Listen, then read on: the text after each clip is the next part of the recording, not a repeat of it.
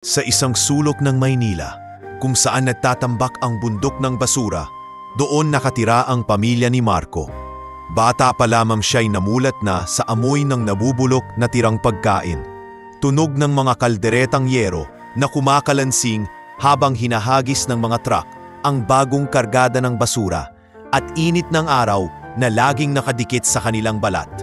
Si Marco ay 10 taong gulang lamang, ngunit ang kanyang katawan at mukha ay tila mas matanda na sa kanyang edad dahil sa hirap ng buhay na kanyang kinasanayan. Araw-araw, makikita siya kasama ng kanyang ama na si Mang Ruben, isang basurero. Ang kanilang trabaho'y simpleng-simpleng ngunit mabigat. Maghanap ng bote, plastik at bakal sa tambakan upang ibenta sa junk shop kapalit ng kaunting kita. Sa bawat dakot ng basura, may posibilidad ng hiwa o sugat. Pero hindi iyon alintana ni Marco at ng kanyang ama. "Marco, dahan-dahan lang anak," wika ni Mang Ruben, habang kinukuha ng bata ang ilang bote sa gilid ng bundok ng basura. "Baka masugatan ka na naman." "Ayaw ko nang makita kang umiiyak dahil lang sa pirasong bubog." Ngumiti si Marco at sagot niya, "Kaya ko po, tay. Kung hindi tayo kikilos, wala tayong kakainin mamayang gabi." Sa kanilang tahanan na gawa sa pinagtagpi-tagping yero, kahoy at lumang lona, naghihintay si Aling Lorna, ina ni Marco. Siya ang nag-aalaga sa kanilang barong-barong at madalas ding maghanap ng mga damit at gamit na pwedeng linisin at muling magamit. Kahit pa mahirap ang buhay, lagi niyang sinisiguradong malinis ang kanyang pamilya. "Ruben, Marco, halika na't kumain na tayo," tawag ni Aling Lorna isang hapon. Nakasalang sa kanilang maliit na kalan ang nilagang gulay na nakuha nila mula sa palengke, mga tirang itinatapon ng tindera. Umupo si Marco at masayang nagsabi, "Nanay, balang araw bibili tayo ng totoong karne, hindi tira. Pangako po yan." Napangiti si Aling Lorna, ngunit may bakas ng lungkot sa kanyang mata. "Oo anak, darating din ang araw na yan. Pero tandaan mo, hindi masama ang pagiging basurero. Ang masama ay yung mawalan ng dangal." Lumaki si Marco na malapit sa kanyang pamilya.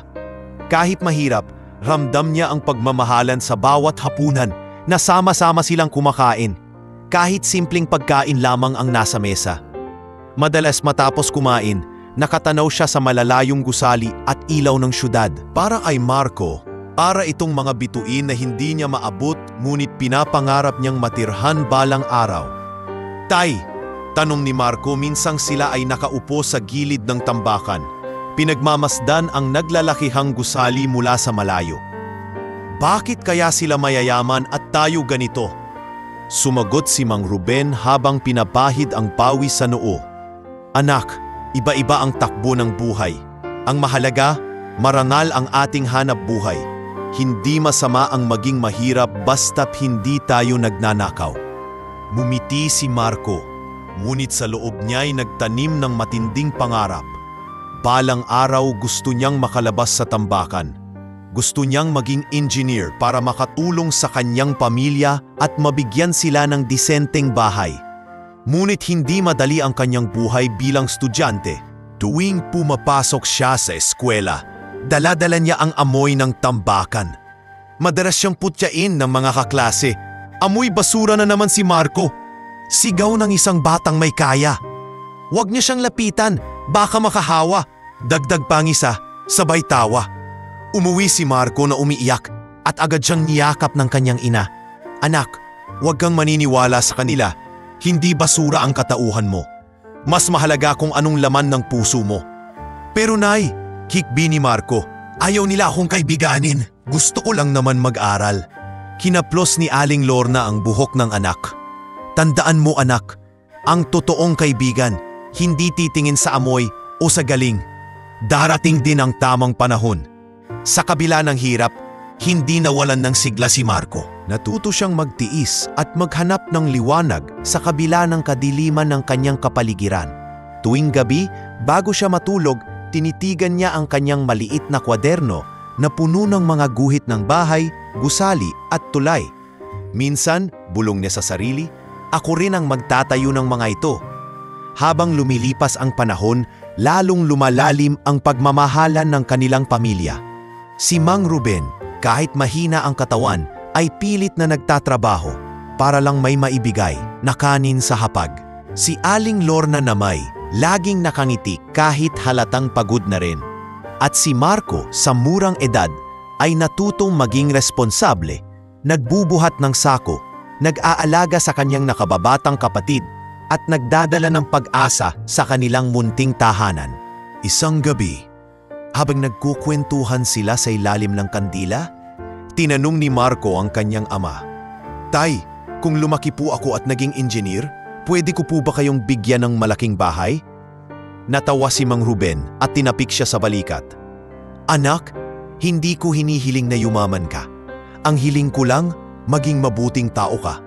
Pero kung darating ang araw na matupad mo ang pangarap mo, ako ang pinakamasayang ama."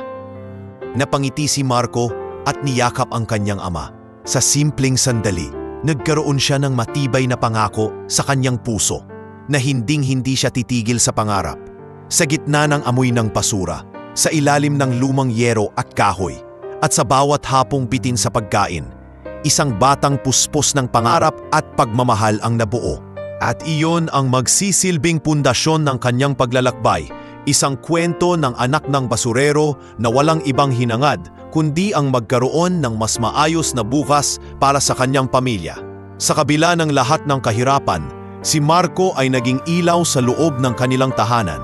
Isang batang may busilak na puso, handang harapin ang anumang unos. At sa murang edad, hindi niya alam na darating ang araw na magbabago ang lahat, na ang kanyang kabutihan at tapang ay magbubukas ng pintuan patungo sa kapalarang hindi niya inaakala. Mabilis lumipas ang mga taon at nanatiling tapat si Marco sa pangarap niyang makapag-aral at makatulong sa kanyang pamilya. Ngunit hindi naging madali ang kanyang sitwasyon. Araw-araw, matapos niyang tumulong sa ama sa tambakan, pilit pa rin siyang pumapasok sa eskwela kahit pagod at amoy basura ang katawan. Madalas ay kulang siya sa gamit, isang lumang lapis, punit na notebook at sirang tsinelas ang kanyang dala. "Marco, anak, pasensya ka na at wala tayong pambili ng bagong uniforme," sabi ng kanyang ina isang umaga habang inaayos ang lumang damit na pampaaralan ng bata. Ngumiti si Marco kahit may lungkot sa kanyang mga mata. "Ayos lang po, Nay. Hindi naman mahalaga ang bago o luma. Ang mahalaga, matuto ako." Ngunit pagdating sa paaralan, iba ang trato ng mga kaklase niya. "Ayan na si Marco, amoy basurahan na naman," sigaw ng isang estudyanteng anak ng may-ari ng tindahan. "Baka mahawa tayo, huwag tayong lumapit." Dagdag pa ng isa, sabay tawanan. Nakatungo lamang si Marco at nagtuloy sa kanyang upuan sa pinakadulo ng klase. Hindi siya lumalaban o nagsasalita. Tinitiis niya lahat ng pang-aapi. Ngunit sa kanyang puso, mas lalo siyang nagiging determinado na balang araw, maipapakita rin niya sa kanila na hindi hadlang ang pagiging mahirap upang magtagumpay. Sa tuwing uuwi siya, nadadala niya ang sakit ng mga salita ng kanyang mga kaklase. Madalas ay umiiyak siya habang nakahiga sa kanilang papag. Ngunit laging naroon ang kanyang ina upang damayan siya. "Anak," malumanay na sabi ni Aling Lorna habang pinapahiran ang luha sa pisngi ni Marco, "huwag mong hayaang manalo ang mga salitang iyon sa isip mo. Hindi basurero ang katauhan mo. Ikaw ay may pangarap at iyon ang mas mahalaga." "Pero Nay," tugon ni Marco, "ang hirap pong pumasok araw-araw. Ayaw nila akong kaibiginin. Lagi nilang sinasabing na hindi ko kayang magtagumpay." Hinawaan siya ng kanyang ina sa kamay at matatag na sinabi, "Marco, anak, tandaan mo ito. Ang tunay na halaga ng tao ay hindi nasusukat sa kayamanan o sa ganda ng damit. Nasusukat ito sa kabutihan ng puso at sa sipag ng kamay." Ang mga salitang iyon ang naging sandigan ni Marco. Kahit mahirap, pinilit niyang tuparin ang kanyang pangarap. Sa gabi, matapos tumulong sa pagbubuhat ng mga sako ng bote at plastik kasama ang kanyang ama, inuupo niya ang sarili sa ilalim ng liwanag ng kandila at nagsusulat sa kanyang lumang kwaderno. Ginuguhit niya ang mga gusali, tulay at bahay na kanyang pinapangarap na maitayo balang araw. "Pai, Minsang tanong niya habang sila'y nagpapahinga sa tabi ng tambakan, "Sa tingin niyo po ba pwede akong maging engineer balang araw?" Napatingin si Mang Ruben sa anak at ngumiti. "Kung sisipagan mo anak at hindi ka susuko, walang imposible. Ang pangarap parang basura din yan, akala ng iba walang halaga, pero kung marunong kang maghanap, may kayamanan pala." Ang manasalita ng kanyang ama ang lalong nagbigay lakas ng loob kay Marco. Kahit may mga araw na gutom siya sa klase, hindi niya pinapansin iyon. Ang mahalaga sa kanya ay natututo siya. Sa bawat bagong aralin, iniisip niya na isa itong hakbang patungo sa kanyang pangarap. Ngunit hindi lamang mga kaklase ang naging hadlang. Ang mismong sistema ng buhay ay ilalaban sa kanya. May mga araw na hindi siya makapasok dahil kailangang tumulong sa kanyang ama. Kapag hindi sila nakapaghanap ng bote o bakal, wala silang makakain. Isang hapon, habang nag-uusap sila ng kanyang guro, inusisa siya nito. "Marco, bakit ka madalas absent? Ang galing-galing mo sa klase, pero kung lagi kang wala, baka hindi ka makapasa." Napayuko si Marco. "Pasensya na po, ma'am. Kailangan ko po kasing tumulong sa tatay ko. Kung hindi po, wala po kaming pamulam." Napabuntong hininga ang guro. "Naiintindihan ko, Marco. Pero sana, wag mong bitawan ang pangarap mo. Nakikita ko ang potensyal mo. Isa kang matalinong bata." Uuwi si Marco na may halong lungkot at saya. Lungkot dahil hindi niya maibigay ang buong atensyon sa pag-aaral, ngunit saya dahil may taong naniniwala sa kanyang kakayahan. Tuwing gabi, habang nakahiga sa tabi ng kanyang kapatid, talihim siyang nagdarasal. "Panginoon, sana po balang araw matupad ko ang pangarap ko. Sana po wag niyo kaming pabayaan." Sa kabila ng lahat ng ito, hindi nawala ang kanyang pag-asa. Natutunan niyang ngumiti kahit puno ng dumi ang kanyang mga kamay. Natutunan niyang mangarap kahit abo at basura lamang ang nasa kanyang paligid. At natutunan niyang maniwala na ang buhay ay hindi magtatapos sa tambakan. Isang araw, habang pauwi mula sa eskwela, nadaanan niya ang isang gusali na ginagawa malapit sa kanilang baryo. Napatigil siya at pinanood ang mga inhinyero at manggagawa na nagtutulungan. Ang mga crane, bakal at blueprint na hawak ng mga engineer ay lalong nagbigay ng inspirasyon sa kanya. Balang araw, bulong ni Marco sa sarili, "Ako rin ang magiging ganyan. Ako rin ang magtatayo ng mga gusaling ito at ipapakita ko sa lahat na kahit anak ng basurero, may karapatang mangarap." Habang lumulubog ang araw at nagbabago ang kulay ng kalangitan, nagpatuloy siya sa paglalakad pauwi. Hindi niya alintana ang mga taong nagtatawanan sa kanya o ang mga hirap na darating pa. Ang mahalaga, dala niya sa kanyang puso ang pangarap na kahit lipos ng abo, patuloy na nag-aapoy sa kanyang loob. At sa gabing iyon, muling naupo si Marco sa ilalim ng ilaw ng kandila. Hawak ang kanyang sirang lapis at punit na kwaderno. Gumuhit siya ng isang tulay na tumatawid mula sa bundok ng basura patungo sa lungsod ng liwanag. Sa kanyang isip, iyon ang magiging simbolo ng kanyang buhay. Isang tulay mula sa kahirapan patungo sa katuparan ng kanyang mga pangarap. Mabilis lumipas ang ilang buwan at patuloy ang takbo ng mahirap na buhay ni Marco at ng kanyang pamilya. Isang umaga, tila kakaiba ang naging takbo ng araw sa kanilang baryo. Maagang nagising si Marco dahil sa ingay ng mga kapitbahay. Paglabas niya ng kanilang barong-barong, napansin niyang maraming tao ang nagkukumpulan sa gilid ng kalsada. May mga sasakyang mamahalin na pumarada, mga SUV na kumikintab sa ilalim ng araw, at ilang lalaki na nakaitim na barong at sunglasses na halatang mga bodyguard. "Marco, halika! May dumating na mayamang tao!" Sigaw ng kanyang kaibigan na si Junjun, sabay turo sa direksyon ng kumpol ng mga tao. Lumapit si Marco, dala ang kanyang hiya at pagkamangha. Hindi araw-araw ay makakakita siya ng ganoong mga sasakyan sa kanilang lugar na puro kalawang at tambak ng basura ang nakikita. Sa gitna ng kaguluhan, bumaba mula sa itim na SUV ang isang lalaking nasa edad 50. Malinis ang pagkakagawa ng kanyang suit, mamahalin ang sapatos, at ang tindig niya ay parang sanay sa kapangyarihan. Siya si Don Alejandro, bulong ng isang matandang babae sa tabi ni Marco. Ang pinakamayamang negosyante sa buong lungsod. Balita ko, bibili raw siya ng lupa rito para sa malaking proyekto. Napalunok si Marco. Noon lamang siya nakakita ng taong ganoon kayaman at kagalang-galang. Ang bawat kilos ng bilyonaryo ay puno ng autoridad.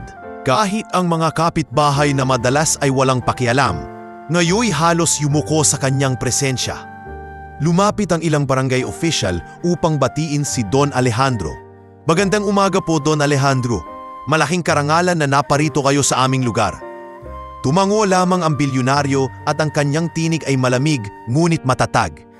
Nais kong makita ang lupang sinasabi ninyo. Marami akong plano para sa lugar na ito. Samantala, si Marco ay hindi mapakali. Pinagmamasdan niya ang mamahaling relo ng bilyonaryo. Ang mga kotse na mas malaki pa kaysa sa kanilang bahay at ang mga bodyguard na parang sundalo kung umasta. Sa kanyang murang isipan, lalo lamang niyang naramdaman ang pagkakaiba ng kanilang mundo. Antay, bulong niya nang lumapit ang kanyang ama sa tabi niya. Ang yaman-yaman po niya. Para bang ibang tao siya galing sa ibang planeta. Ngumiti si Mang Ruben, ngunit may halong pangungulila ang mga mata. Oo anak, pero tandaan mo, lahat ng tao may puso rin. Ang yaman, hindi ibig sabihin mas mataas siya sa atin bilang tao. Habang naglalakad si Don Alejandro kasama ang kanyang mga tauhan, nadaanan nila mismo ang tambakan kung saan araw-araw kumakayod ang pamilya ni Marco. Napangiwi ang bilyonaryo nang naamoy ang masangsang na singaw ng nabubulok na basura. Nakakahiya, bulong nito sa kanyang kasama. Ganito pala ang kalagayan dito. Naramdaman iyon ni Marco at bahagyang napayuko. Parang tinusok ang kanyang puso ng manasalitang iyon. Ngunit sa loob niya, naramdaman niyang hindi niya gustong manatili sa ganoong tingin. Gusto niyang balang araw, ipakita sa bilyonaryo na kahit anak ng basurero, may kakayahan ding umasenso. Sa mga susunod na araw, naging usap-usapan sa baryo ang planong proyekto ni Don Alejandro. May ilan na natuwa dahil may posibilidad na magkaroon sila ng trabaho. Ngunit marami rin ang natakot na baka mapaalis sila sa kanilang tinitirhan. Isang gabi, nag-uusap ang pamilya ni Marco sa harap ng kanilang hapag. Ruben, ani Aling Lorna, ano kayang mangyayari kapag natuloy ang proyekto ni Don Alejandro? Sumagot si Mang Ruben habang kumakain ng kanin na walang ulam. Hindi natin alam, pero isa lang ang sigurado. Ang mga taong tulad niya may kapangyarihan na baguhin ang buhay ng mga tulad natin. Tahimik lamang si Marco, ngunit sa kanyang isip, iniukit na niya ang mukha ng bilyonaryo. Alam niyang hindi iyon ang huling beses na makikita niya ito. Makalipas ang ilang linggo, muling bumalik si Don Alejandro upang personal na suriin ang lugar. Sa pagkakataong iyon, hindi sinasadyang nag-cruise ang kanilang landas ni Marco. Habang nagbubuhat ng sako ng bote, nadapa si Marco at tumapon ang ilang basag na bote sa harap ng convoy ng bilyonaryo. Agad siyang lumuhod at pinulot ang mga ito, nanginginit sa hiya. Pasensya na po, pasensya na po. Napatigil ang bilyonaryo at tiningnan ang bata. Sandaling nagtagpo ang kanilang mga mata. Ang isang mata ng mayamang negosyante na puno ng pagmamataas at kapangyarihan at ang mata ng batang mahirap na puno ng pangarap at pag-asa. Bata, malamig na sabi ni Don Alejandro, mag-ingat ka, baka makasama ka sa sarili mong kalat. Hindi nakasagot si Marco. Pinilit niyang tumayo at ipagpatuloy ang kanyang ginagawa. Ngunit sa kanyang puso, naramdaman niyang may kakaibang bigat ang pagkikita nilang iyon, para bang isang pahiwatig ng mas malaking mangyayari sa hinaharap. Pag-uwi niya sa kanilang barong-barong, ibinahagi niya ang pangyayari sa kanyang ina. Nay, ang laki-laki po ng tingin niya sa sarili. Pero alam niyo po, kahit anong sabihin niya, hindi ako titigil. Balang araw, matapakita ko sa kanya na may halaga rin ang tulad ko. Inaplos ni Aling Lorna ang kanyang buhok at ngumiti. Anak, huwag mong gawing kaaway ang mga mayayaman. Sa halip gawing inspirasyon. Ang pinakamahalaga, manapili kang mabuti. Sa mga salitang yon, muling lumakas ang loob ni Marco. Hindi niya alam kung anong hinaharap ang naghihintay. Ngunit isang bagay ang sigurado, hindi natatapos ang kwento sa tambakan ng basura. At hindi rin iyon ang huling kabanata ng kanyang pagkikita kay Don Alejandro. Ang bilyonaryong magdadala ng pagbabago sa kanyang buhay. Isang hapon, matapos ang mahabang araw ng pagkalkal ng basura, nagpasya si Marco at ang kanyang mga kaibigang sina Junjun at Boyet na magtungo sa sapa malapit sa kanilang baryo. Karaniwan na nilang ginagawa ito. Doon sila naliligo at naglalaro kahit alam nilang hindi ganoon kalinis ang tubig. Para sa kanila, ang sapa ay nagsisilbing kanlungan mula sa init ng araw at sa bigat ng kanilang araw-araw na gawain. "Marco, bilisan mo! Malamig pa ang tubig!" tawag ni Junjun habang tumalon na sa ilog at nagpaikot-ikot. Mumipi si Marco at sumagot, "Hintayin niyo ako! Magtatanggal lang ako ng tsinelas." Sumunod din si Boyet na sabik ding maligo.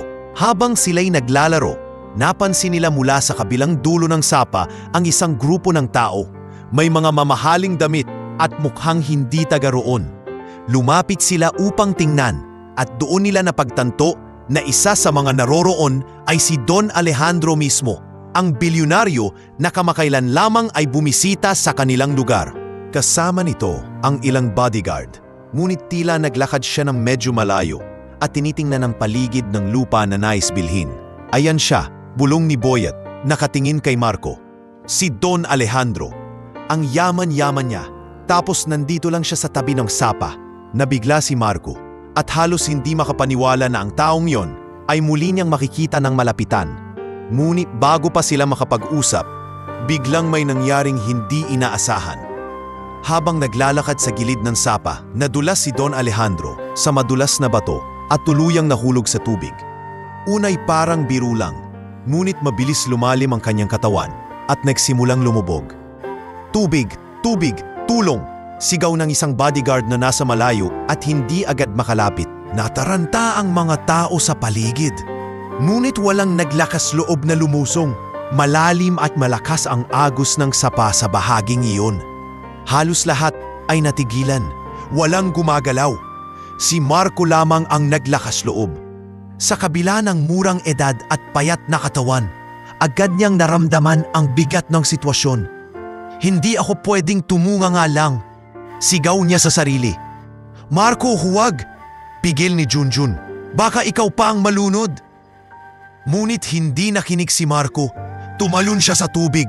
Ramdam ang lamig at bigat ng agos na tila sumasalubong sa kanya. Pilit niyang tinunton ang direksyon ng katawan ng bilyonaryo. Nakita niya itong nagpapadyak, halos hindi na makasigaw sa pagkakabigla. "Sir, kumapit po kayo sa akin!" sigaw ni Marco habang lumalangoy papalapit. Nagpumiglas si Don Alejandro. Halos wala ng lakas.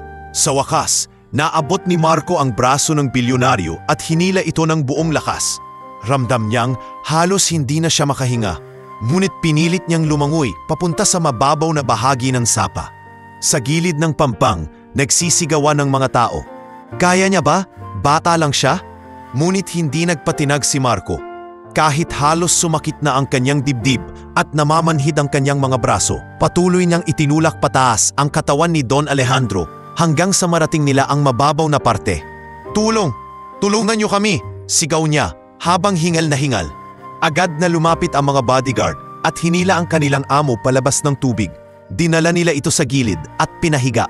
Namumutla si Don Alejandro at patuloy na umuubo. Pero buhay. Si Marco naman ay nakaupo sa tabi. Hingal na hingal, nanginginig sa lamig at takot. Hindi niya alintana ang sarili. Ang tanging mahalaga sa kanya ay mailigtas ang buhay ng bilyonaryo. "Sir, ayos lang po ba kayo?" tanong niya, halos hindi makapaniwala sa nagawa. Tumango si Don Alejandro habang patuloy na humihingal. Ikaw ang nagligtas sa akin." Dumating ang mga tao mula sa baryo at nagsiksikan upang makita ang nangyari. Ang batang anak ng basurero na madalas na pinagtatawanan at kinukutya. Siya pa ang nagligtas ng buhay ng pinakamayamang tao sa lungsod. Agad na pinunasan ng bodyguard si Don Alejandro at inalalayan ito patayo. Ngunit bago ito tuluyang makaalis, muli niyang pinitigan si Marco. Ang kanyang mga mata na dati malamig at puno ng pagmamataas, ngayon may bakas ng pagkabigla at pasasalamat. "Bata," wika niya ng mahinahon, "malaki ang utang na loob ko sa iyo." Hindi nakapagsalita si Marco. Nanatili siyang nakayuko, nanginginig pa rin. Ngunit sa kanyang dibdib ay ramdam niya ang kakaibang tibok ng puso. Hindi lamang dahil sa takot, kundi dahil sa pakiramdam na sa unang pagkakataon may nagbago sa pagitan nila. Umuwi si Marco ng gabing iyon na basang-basa at pagod, ngunit dala-dala ang alaala ng kanyang ginawa. Sa kanilang maliit na barong-barong, sinalubong siya ng kanyang mga magulang. "Marco," sigaw ni Aling Lorna, halos maiyak sa sobrang kaba. "Saan ka ba galing? Bakit basang-basa ka?" Dahan-dahang umupo si Marco at huminga ng malalim bago sumagot. "Nay, Tay, may nalulunod po sa sapa. Si Don Alejandro. Tumulong po ako para mailigtas siya." Halos hindi makapaniwala ang kanyang ama. "Anak, ibig mong sabihin niligtas mo ang buhay ng bilyonaryo?" Tumango si Marco. "Opo, Tay. Natakot din po ako pero hindi ko kayang hayaan siyang mamatay." Niyakap siya ng kanyang ina ng mahigpit. "Anak, napakatapang mo. Hindi lahat ng tao may ganyang puso." Habang sila'y magkakasamang nakaupo at nag-uusap, hindi alam ni Marco na ang ginawa niyang iyon ay magiging simula ng isang mas malaking pagbabago sa kanilang buhay. Ang simpleng tapang ng isang batang anak ng basurero ay nagbigay ng pag-asa, hindi lamang sa kanyang pamilya, kundi pati na rin sa hinaharap na hindi pa niya nakikita. Sa labas ng kanilang barong-barong, nakatanaw si Marco sa mga bituin. Habang lumulutang ang mga alon ng gabi, nagbulong siya sa sarili. "Kung nagawa kong iligtas ang isang bilyonaryo, baka nga balang araw, makamit ko rin ang aking mga pangarap." Nang mailigtas ni Marco si Don Alejandro mula sa malakas na agos ng sapa, halos hindi niya maramdaman ang bigat ng kanyang sariling katawan. Para bang lahat ng lakas niya'y naubos na sa paghila at pagtulak upang maisalba ang bilyonaryo. Habang hingal na hingal siya at nanginginig sa lamig, ramdam naman ng lahat ng tao ang kabayanihan ng isang batang payat at maruming anak ng basurero na naglakas loob gawin ang hindi nagawa ng matatandang naruroon. "Sir, huminga ng dahan-dahan," sabi ng isa sa mga bodyguard habang marahang pinapainom ng tubig si Don Alejandro. Ang mukha ng bilyonaryo ay maputla at halatang hindi pa nakakabawi mula sa takot at pagkabigla. Ang ilan sa mga tao ay nagbulungan. Bata lang ang nagligtas sa kanya. Hindi ko akalaing may ganitong tapang si Marco. Kung hindi dahil sa kanya, baka patay na si Don Alejandro ngayon. Habang abala ang lahat sa pag-aasikaso sa bilyonaryo, si Marco naman ay nakaupo sa gilid ng damuhan, nanginginig at halos hindi na makapagsalita. Lumapit si Junjun at inalalayan siya. "Marco, ayos ka lang ba? Halos hindi ka na makahinga kanina." Ngumiti si Marco kahit pagod. "Ayos lang ako. Ang mahalaga, buhay siya." Maya-maya naglakad si Don Alejandro papalapit kay Marco. Mabigat pa rin ang kanyang paghinga, ngunit pinilit niyang tumayo ng tuwid. Ang kanyang mga matay nakatuon sa bata at sa unang pagkakataon, nagpakita ito ng bakas ng paghanga. "Ikaw ang nagligtas sa akin." Wika ng bilyonaryo, mababa ngunit malinaw ang boses. "Bata ka pa, ngunit nagawa mong suungin ang panganib na hindi kayang harapin ng iba. Ano ang pangalan mo?" Nag-angat ng mukha si Marco, nangingiming sumagot. "Marco po, anak po ni Mang Ruben, basurero dito sa baryo." Tumango si Don Alejandro at sandaling natahimik. "Hindi ko makakalimutan ang ginawa mo, Marco. Malaki ang utang na loob ko sa iyo." Ang mga bodyguard ay nagulat. Hindi sila sanay na makita ang kanilang amo na ganoon kaprangka sa pagpapasalamat, lalo na sa isang batang galing sa maralitang pamilya. Sa isip ni Marco, hindi niya alam kung seryoso ba talaga ang bilyonaryo o dala lang ng sitwasyon. Ngunit sapat na yun upang maramdaman niyang may kakaibang puwersa ang kanilang pagkikita. Kinabukasan, kumalat ang balita sa buong baryo. Ang batang si Marco, anak ng basurero, ang nagligtas sa pinakamayamang tao sa kanilang lungsod. Lahat ng tao'y pinag-uusapan ng nangyari. Ang ilan ay humanga, ngunit may iba ring nagsimulang mag-inggit. "Baka naman gagantimpalaan siya," sabi ng isang kapitbahay. "Sigurado, yayaman na yan bigla. Ang swerte ng batang yun. Pero baka gamitin lang siya, tignan mo't mahirap pa rin sila." Samantala, sa kanilang maliit na barong-barong, hindi pa rin makapaniwala sina Mang Ruben at Aling Lorna. Habang naglalatag ng simpleng hapunan, binalikan nila ang kwentong anak. "Hindi ko alam kung matatakot ako o matutuwa. ani Aling Lorna habang pinapahid ang pawis sa noo. Anak natin, muntik nang malunod para lang iligtas ang isang taong halos hindi naman siya kilala. Sumabat si Mang Ruben, seryosong nakatingin sa anak. Marco, bakit mo ginawa yun? Alam mong pwede ka ring mamatay. Napayuko si Marco at mahinang nagsalita. Tay, hindi ko po kayang hayaan na mawala siya sa harap ko. Alam ko pong mahirap lang tayo, pero tao rin siya. At kung may kakayahan akong tumulong, bakit hindi ko gagawin? Natahimik ang kanyang mga magulang.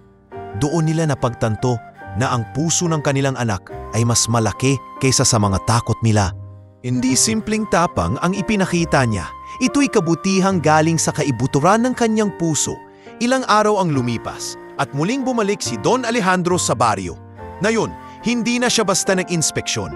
Dumiretso siya sa mismong bahay ni Marco. Ang mga tao ay nagkakagulo, nagkumpulan sa kalsada at nagtatanong kung bakit mismo ang pinakamayamang tao ay upunta sa tahanan ng isang basurero. Pagdating niya, sinalubong siya ni Mang Ruben at Aling Lorna. Halata ang kanilang kaba at hiya. Ngunit bago pa sila makapagsalita, si Don Alejandro ay agad nangusap. Magandang araw, narito ako hindi bilang negosyante kundi bilang taong may utang na loob sa inyong anak. Kung hindi dahil sa kanya, baka hindi na ako buhay ngayon. Napaiyak si Aling Lorna at agad na napayakap kay Marco. Si Mang Ruben namay napatingin sa bilyonaryo at nagsabing, Maraming salamat po at kinilala ninyo ang ginawa ng anak ko. Hindi po namin inaasahan. Tinignan ni Don Alejandro si Marco at ngumipi. Anak, hindi matatawaran ang ginawa mo. Kaya simula ngayon, ako ang bahala sa iyong pag-aaral. Mag-aaral ka sa pinakamagandang paaralan. Hindi mo na kailangang mga lakal habang nag-aaral. At higit sa lahat, sisiguraduhin kong magkakaroon kayo ng maayos na kabuhayan. Napatulala si Marco. Ang mga pangarap na matagal na niyang itinatago sa kanyang isipan ay biglang tila nagkaroon ng daan upang maging totoo. Hindi niya alam kung iiyak ba siya o matutuwa. Sir, mahina niyang sambit. Salamat po. Pangarap ko po talaga ang makapag-aral at maging engineer. Hindi ko po alam kung paano kayo babayaran. Hindi mo kailangang bayaran, sagot ni Don Alejandro. Ang ginawa mo ay higit pa sa anumang yaman. Ang buhay ko ay buhay na rin ng libu-libong taong umaasa sa akin. Kung nawala ako, baka marami ring mawalan ng kinabukasan. Isa kang bayani, Marco.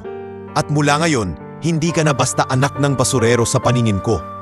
Ang mga salitang iyon ay nagmarka hindi lamang sa puso ni Marco, kundi sa buong komunidad. Ang bata na dati tinutokso bilang amoy basura, ngayon tinitingnan na ng lahat bilang isang bayani. Ngunit kasabay ng paghanga ay dumating din ang inggit at pagdududa. Mga bulong na unti-unting lilitaw sa mga susunod na kabanata ng kanyang buhay.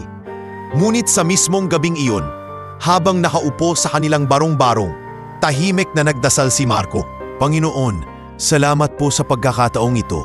Hindi ko po alam kung saan ito hahantong, pero ipapangako ko na hindi ko sasayangin ang pagkakataong ibinigay sa akin. Para po ito sa pamilya ko at sa lahat ng naniniwala sa akin. At sa ilalim ng madilim na langit, habang ang mga bituin ay tila kumikislap ng mas maliwanag kaysa dati, nagsimula ang bagong yugto ng buhay ni Marco.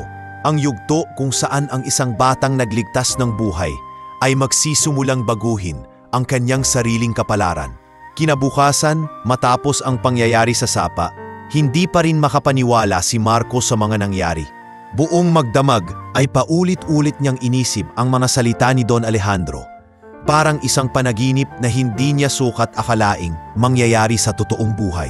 Pagkagising niya kinabukasan, nakatambad ang tila masayang mukha ng kanyang ina. Marco, magbihis ka agad. May mga sasakyan na huminto sa labas. Sabi ni Aling Lorna na halatang nagmamadali at hindi malaman kung saan lulugar. Lumabas si Marco kasama ang kanyang ama at halos magulat siya sa tanawing kanyang nakita. Sa mismong harapan ng kanilang barong-barong, nakaparada ang isang itim na limusin at dalawang malalaking SUV. Ang mga kapitbahay ay nagkukumpulan, nagbubulungan. at nagtuturo sa direksyon nila. Sa loob-loob ni Marco, hindi niya alam kung dapat ba siyang matakot o matuwa. Bumaba mula sa limusin si Don Alejandro, nakasuot ng puting barong na malinis at halatang mamahalin. Sa kanyang tabi ay isang assistant na may dalang ilang kahon at supot. Magandang umaga, bati ng bilyonaryo. Narito ako upang personal na pasalamatan ang inyong anak. Halos maluha si Mang Ruben. Don Alejandro, naparito pa kayo sa aming simpleng tahanan? Hindi na po ninyo kailangang abalahin ang inyong sarili. Ngumiti lamang ang bilyonaryo. Hindi ito abala, isa itong obligasyon. Itinuro niya ang mga tauhan at agad silang naglapag ng mga kahon sa loob ng kanilang barong-barong. Pagbukas ni Aling Lorna, bumungad ang mga bagong damit, sapatos, pagkain at ilang kagamitan na hindi nila kailanman inakalang mapapasa kanila. Alejandro, sobra-sobra ito, bulong ng ina ni Marco, halos hindi makapaniwala. Ngunit hindi pa doon natapos ang lahat. Humakbang si Don Alejandro palapit kay Marco at inabot ang isang sobre. Anak, ito ay maliit na bagay lamang. Nais kong malaman mo na mula ngayon, ako na ang bahala sa iyong edukasyon. Pag-aaralin kita sa isang pribadong paaralan kung saan matutupad mo ang iyong pangarap. Nanginginig ang kamay ni Marco habang tinatanggap ang sobre. Sir, hindi ko po alam kung paano kayo mapapasalamatan. Tama na ang ginawa mo. Iligtas ang buhay ko ay higit pa sa anumang kayamanan. Ang makikita kong magtatagumpay ka, iyon ang magiging kabayaran, sagot ng bilyonaryo na may bakas ng sinseridad sa kanyang boses. Hindi mapigilan ng mga kapitbahay ang magbulungan. Ang ilan ay humanga, ngunit ang iba namay may halong inggit sa kanilang mga mata. Napakaswerte ng batang yan. Isang beses lang sumagip, pero tingnan mo, parang nanalo sa loto. Baka naman hindi magtagal, makalimutan din siya ng bilyonaryo. Pero kung totoo, ibang klaseng kapalaran ang pumasok sa buhay nila. Samantala, si Marco ay tilang hindi alam kung ano ang mararamdaman. Habang nakatingin siya sa kanyang ama't ina, nakita niya ang mga luha ng tuwa at pag-asa sa kanilang mga mata. Para bang sa unang pagkakataon, nakaramdam sila ng pag-angat mula sa kahirapan. Nang umalis si Don Alejandro at ang kanyang entourage, naiwan ang baryo na puno ng usap-usapan. Ang simpleng pamilya ng mga basurero ay biglang naging sentro ng atensyon at sa kanilang maliit na barong-barong, nagsimulang magbago ang ihip ng hangin. Kinagabihan, habang kumakain sila ng masarap na hapunan mula sa mga pagkaing ibinigay ng bilyonaryo, hindi mapigilan ni Mang Ruben ang kanyang emosyon. Anak, hindi ko akalain na darating ang araw na kakain tayo ng ganito. Hindi ko akalain na may magbibigay sa atin ng ganitong pagkakataon. Napangiti si Marco, bagaman may bigat sa dibdib. Tay, hindi ko po ginawa iyon para gantimpalaan. Ginawa ko po iyon kasi alam kong tama. Hinaplos ni Aling Lorna ang buhok ng kanyang anak. At yun mismo ang dahilan kung bakit ka pinagpala. Hindi lahat ng bata ay may pusong ganyan, Marco. Ngunit habang sila'y nagdiriwang, may mga anino ng panibagong hamon. Kinabukasan, habang papasok si Marco sa paaralan, napansin niyang iba na ang tingin sa kanya ng kanyang mga kaklase. Kung dati puro pang aalipusta at pamumutya ang inaabot niya, ngayon ay may halong inggit at pagtataka. Uy, siya na pala ang alaga ng bilyonaryo. Bulong ng isa. Siguro yayaman na yan. Hindi na babalik dito. Dagdag ng isa pa. Baka nakakalimutan mo, Marco, anak ka pa rin ng pasurero. Sarkastikong sabi ng isang kaklase na dati na ring nang-aapi sa kanya. Nang marinig iyon, halos hindi alam ni Marco kung ano ang mararamdaman. Hindi pa man siya tuluyang nakakaalis sa kanyang dating mundo, tila may pader na agad na itinayo ng mga tao sa paligid niya. Pag-uwi niya, nagkwento siya sa kanyang ina. Nay, bakit parang lalo silang galit sa akin? Hindi ko naman ginusto ang lahat ng ito. Niyakap siya ng kanyang ina at bumulong. Anak, sanay ka na sa pangumutya. Pero tandaan mo, sa pagkakataong ito, hindi ka dapat sumuko. Ang gantimpalang ibinigay sa iyo ay hindi lang para sa iyo, kundi para sa ating lahat. Kaya kailangan mong magpakatatag. Sa mga sumunod na araw, Unti-unti nang naramdaman ni Marco ang bigat ng kanyang bagong sitwasyon. Oo, nagkaroon sila ng pagkain, damit at pag-asa. Ngunit kasabay nito ang pag-usbong ng mga matang nakamasib, naghihintay ng kanyang pagkakamali. Sa isang gabi ng katahimikan, nagbulong siya habang nakatanaw sa mga bituin. Panginoon, hindi ko po alam kung bakit ako ang pinili ninyong bigyan ng ganitong pagkakataon. Pero kung ito po'y para sa ikabubuti ng pamilya ko, gagawin ko ang lahat para hindi ito masayang. At sa gabing iyon, nagsimula ang mas malinaw na pakikipagsapalaran ni Marco. Isang batang minsan lamang nagpakita ng kabayanihan, ngunit ngayon ay kailangang patunayan araw-araw na karapat-dapat siya sa gantimpalang ibinigay sa kanya. Sa kanyang murang isip, alam niyang hindi ito matatapos sa mga damit, pagkain at perang dala ni Don Alejandro. Sapagkat ang tunay na gantimpala ay hindi nasusukat sa yaman lamang, kundi sa pagkakataong mabago ang kanyang kapalaran at ang kapalaran ng kanyang pamilya. Dumating ang unang araw na kailangan ng pumasok ni Marco sa bagong paaralan na ipinangako ni Don Alejandro. Isang pribadong paaralan ito sa loob ng syudad, malayo sa tambakan at sa lumang silid-aralan na dati niyang pinapasukan. Sa unang pagkakataon, nagsuot siya ng bago at malinis na uniforme, puting polo, maayos na pantalon at bagong sapatos na makintab. "Anak, napakagwapo mo," wika ng kanyang ina habang inaayos ang kanang kwelyo. May bakas ng luha sa kanyang mga mata. Hindi makapaniwalang ang anak na dati amoy tambakan ay ngayon ay nakasuot ng kasing linis at kasing ganda ng mga batang may kaya. "Nay, kinakabahan po ako," aminado ni Marco habang hawak ang bag na puno ng mga librong binili para sa kanya ni Don Alejandro. "Baka hindi nila ako tanggapin." Lumapit si Mang Ruben at pinatong ang kamay sa balikat ng anak. "Marco, huwag kang matakot. Ang mahalaga, alam mo kung bakit ka naroon. Hindi lahat ng bata ay nabibigyan ng ganitong pagkakataon. Kaya gawin mo ang lahat para ipakita na karapat-dapat ka." Sumakay si Marco sa sasakyan na ipinadala ni Don Alejandro. Habang papalapit sila sa paaralan, hindi maiwasang kabahan ng bata. Ang eskwelahang iyon ay napakalaki kumpara sa dati niyang pinapasukan. May malalawak na bakuran, matataas na gusali, at mga estudyanteng nakaayos at halatang galing sa mayayamang pamilya. Pagpasok niya sa loob, naramdaman niya agad ang mga matang nakatingin sa kanya. Ang ilan ay nagtatanong kung sino siya at ang iba'y bulong ng bulong. "Sino yun? Hindi ko siya nakikita dati." "Baka bagong transferi, pero bakit parang hindi bagay?" Ang sabi ng teacher, siya raw ang batang nagligtas kay Don Alejandro. Habang nakaupo sa kanyang upuan, ramdam ni Marco ang hiya. Pinagpapawisan siya at parang hindi makagalaw. Ngunit nang dumating ang kanilang guro, ipinakilala siya sa klase. "Mga estudyante, ito si Marco. Siya ay bagong kaklase ninyo. Nais kong ipakita ninyo sa kanya ang kabutihan at paggalang na nararapat." Nagbigay ng maliit na ngiti si Marco. "Magandang umaga po. Ako si Marco. Sana po maging magkaibigan tayo." Tahimik lamang ang klase, maliban sa ilang estudyanteng nakanisi at tila minamaliit siya. Pero may isang batang babae na lumapit pagkatapos ng klase. "Ako si Clara," pagpapakilala nito. "Huwag kang mag-alala, hindi lahat dito ay mapanghusga. Kung gusto mo, sabay tayong kumain mamaya." Ngumiti si Marco at nakaramdam ng ginhawa. Sa wakas, may isang taong nagpakita ng kabutihan. Ngunit hindi lahat ng araw ay naging madali. Marami pa ring estudyante ang tumitingin sa kanya bilang iba. Tuwing recess, may ilan na sadyang umiiwas o nangungutya. "Hindi ka naman talaga bagay dito, anak ka ng basurero, di ba?"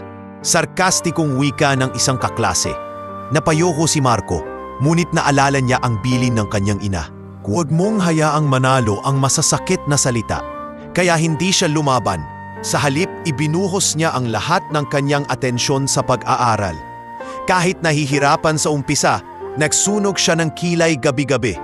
Tuwing uuwi siya, dala-dala niya ang mga librong ibinigay sa kanya at pinag-aaralan sa ilalim lamang ng ilaw ng kanilang lumang lampara. Isang gabi, habang nagbabasa, lumapit si Mang Ruben. "Anak, hindi ka ba napapagod? Buong araw ka nang nasa eskwela? Tapos mag-aaral ka pa ng ganito sa gabi?" "Tay," sagot ni Marco. Ayokong masayang ang pagkakataong ibinigay sa akin. Kung makakapasa ako at makakapagtagumpay, hindi na natin kailangang mamuhay sa tambakan. Napangiti si Mang Ruben at napaluha. Anak, kahit hindi ka magtagumpay, proud na kami sa'yo.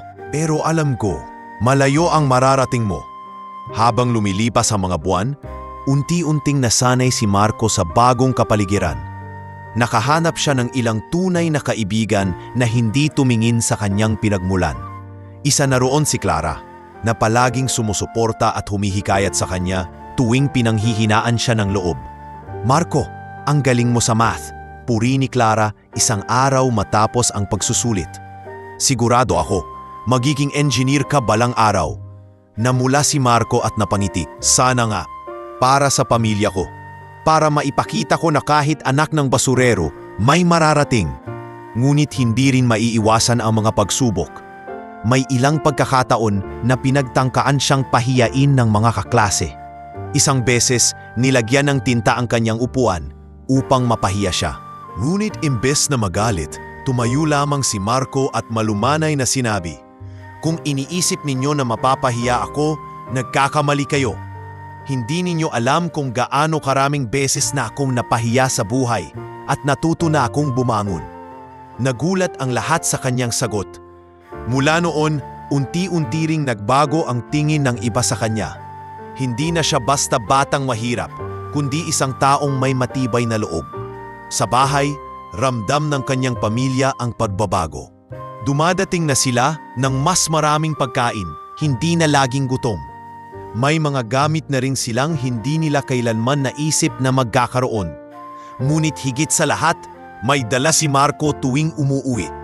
Mga kwento ng bagong kaalaman at karanasang nagbukas ng kanyang isipan sa mas malaking mundo. Isang gabi, habang sabay-sabay silang kumakain ng tinolang manok na ibinigay ni Don Alejandro, napatingin si Aling Lorna sa anak. "Marco, ang laki ng pinagbago mo. Hindi na ikaw ang batang lagi naming nakikitang umiiyak dahil inaapi sa eskwela. Ngayon, nakikita ko na ang matapang at matalinong anak na handang mangarap." Numiti si Marco at tumingin sa kanyang pamilya. "Nay, Tay, gagawin ko ang lahat para maiahon tayo. Hindi lang ito para sa akin, kundi para sa ating lahat." At sa gabing iyon, habang ang ilaw ng lampara ay kumikislap sa kanilang maliit na tahanan, malinaw kay Marco ang simula ng kanyang bagong buhay. Hindi na siya simpleng batang anak ng basurero na nangangarap lamang.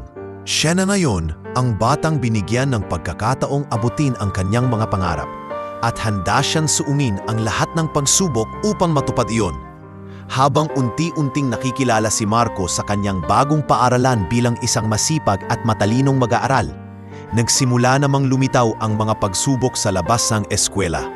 Sa mismong komunidad na kanyang kinagisnan, ang dating simpleng baryo kung saan siya lumaki ay nagsimulang mabahiran ng inggit at tensyon. Isang hapon, habang nakaupo si Marco sa labas ng kanilang barong-barong at nagbabasa ng libro, lumapit ang isang kapitbahay na si Aling Cora.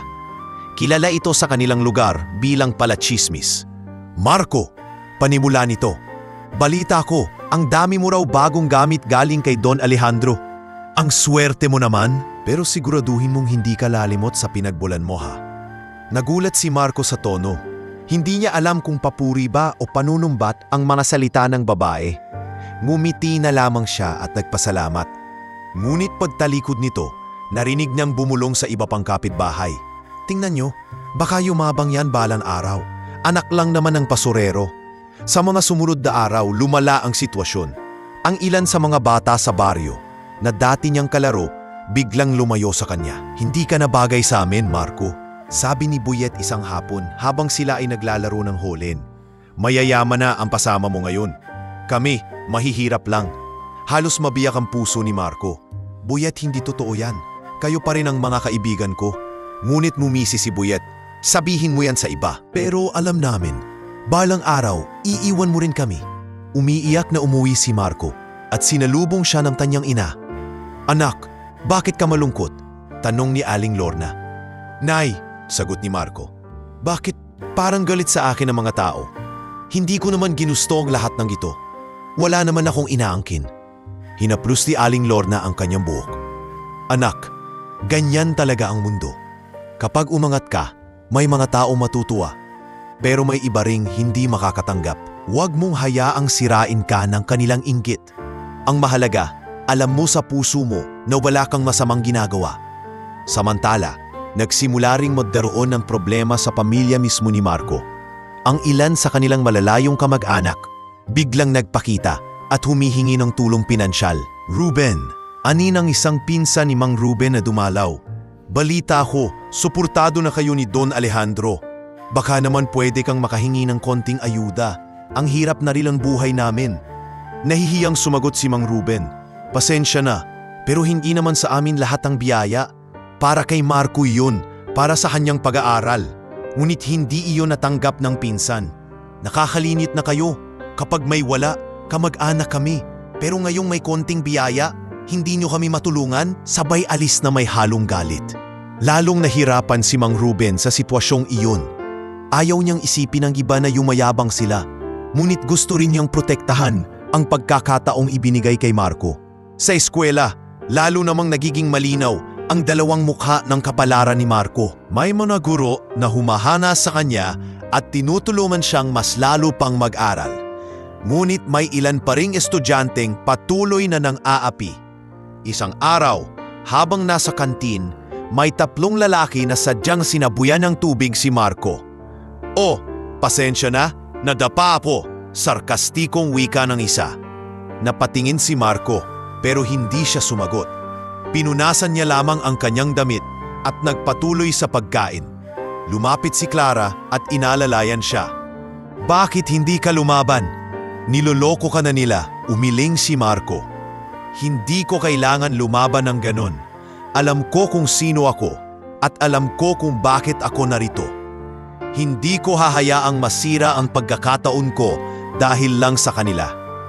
Ngunit kahit matibay ang kanyang loob, hindi maitatanggi na mabigat ang kanyang pinapasan. Sa bawat araw na lumilipas, tila mas dumadami ang mga matang nakabantay, naghahanap ng kanyang pagkakamali. Sa kanilang tahanan, ramdam din ni Mang Ruben at Aling Lorna ang pagbabago. Habang kumakain sila ng hapunan, napabuntong hininga ang ama. "Hindi ko alam kung tama pa bang tinanggap natin ang lahat ng ito. Ang daming nagagalit, ang daming nagseselos." Ngunit sagot ni Marco, matatag ang boses, "Tay, huwag kayong magsisisi. Ito po ang simula ng ating pag-ahon. Hindi natin pwedeng hayaan ang mga taong naiinggit na pigilan tayo. Basta marangal ang ginagawa natin, wala tayong dapat ikatakot." Napangiti si Aling Lorna. "Tama ang anak natin, Ruben. Hindi lahat makakaunawa. Pero hanggat nananatili tayong totoo sa ating sarili, kakayanin natin ito." Sa mga sumunod na linggo, natutunan ni Marco na baliwalain ang masasakit na salita at panunumbat. Sa halip, mas lalo niyang pinagsikapan ang kanyang pag-aaral. Tuwing may pagkakataon, tumutulong din siya sa kanyang pamilya sa tambakan upang ipakita na hindi niya nakakalimutan ang kanyang pinagmulan. "Marco," tanong ni Junjun isang araw na muling lumapit sa kanya, "hindi ka ba nahihiya na bumabalik ka pa rito? May bagong mundo ka na?" Ngumiti si Marco at sinagot siya ng buong puso, "Hindi ko iiwan ang lugar na ito. Dito ako lumaki, dito ako natuto. Kahit saan ako makarating, hindi ko ikakahiya na anak ako ng pasurero." Sa simpleng sagot na iyon, nakita ni Junjun ang katapatan ng kaibigan. Muling bumalik ang tiwala at nagpatuloy ang kanilang pagkakaibigan. Ngunit sa kabila ng mga pagkakaibigang bumabalik, malinaw kay Marco na hindi mawawala ang mga pagsubok. Ang inggit, tsismis at panunumbat ay magiging parte na ng kanyang landas. Ngunit sa kanyang puso, isang bagay ang malinaw. Mas malakas ang kanyang pangarap kaysa sa lahat ng hadlang na kanyang kakaharapin. At habang siya'y nakahiga sa kanilang maliit na papag, hawak ang kanyang libro at guhit ng mga gusali at tulay na pangarap niyang itayo, nagdasal siya, "Panginoon, bigyan niyo po ako ng lakas. Huwag niyo pong hayaan na masira ako ng inggit ng iba. Gusto ko pong magtagumpay, hindi lang para sa sarili ko, kundi para sa pamilya at para sa mga batang kagaya ko na walang boses sa lipunan.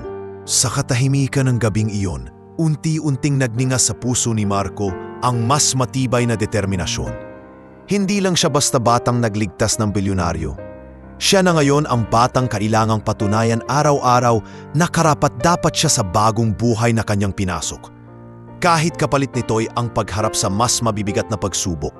Lumipas ang ilang taon ng masidhing pagsisikap ni Marco. Mula sa batang payat na anak ng pasurero, siya ngayon ay isang binatang malapit nang makatapos ng high school. Hindi naging madali ang lahat. Dinaan niya sa dugo, pawis at luha ang bawat araw sa paaralan. Ngunit ang lahat ng kanyang pagtitiis ay nagbunga nang dumating ang araw ng kanyang pagtatapos.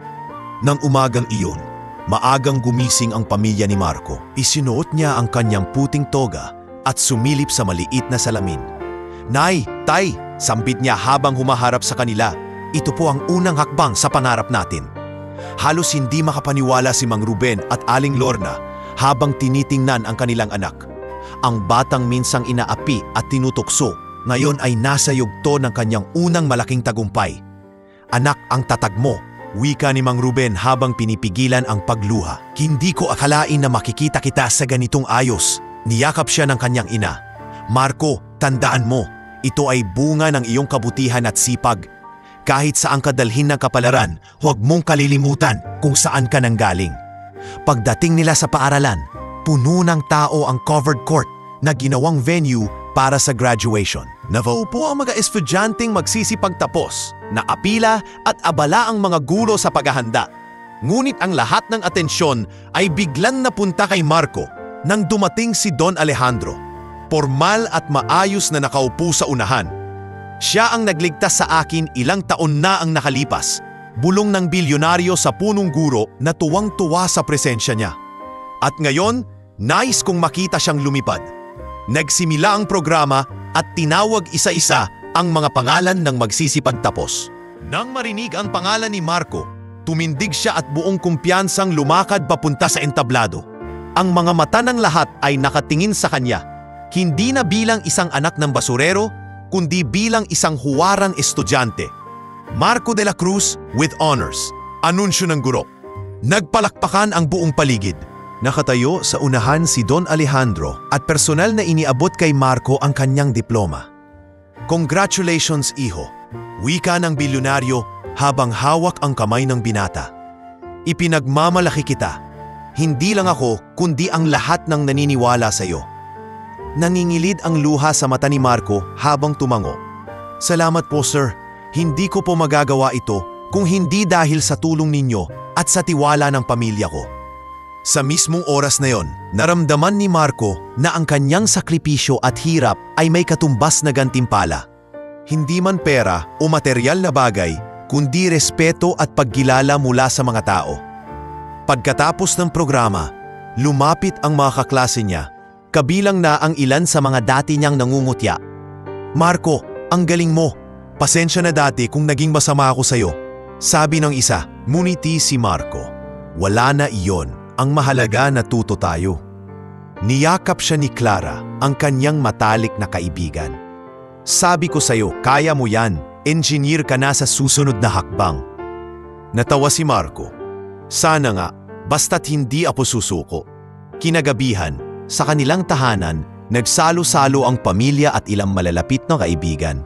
May simpleng handaan, pansit, tinapay at soft drinks na bigay ng ilang kapitbahay. Ngunit para kay Marco, iyon na ang pinakamasayang gabi ng kanyang buhay.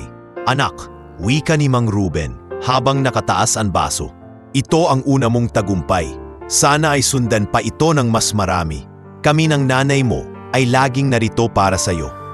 Halos hindi makapagsalita si Marco. Pinagmamasdan niya ang kanyang pamilya, ang masayang ngiti ng kanyang mga kaibigan, at ang mga ilaw ng kanilang baryo na tila mas maliwanag kaysa dati.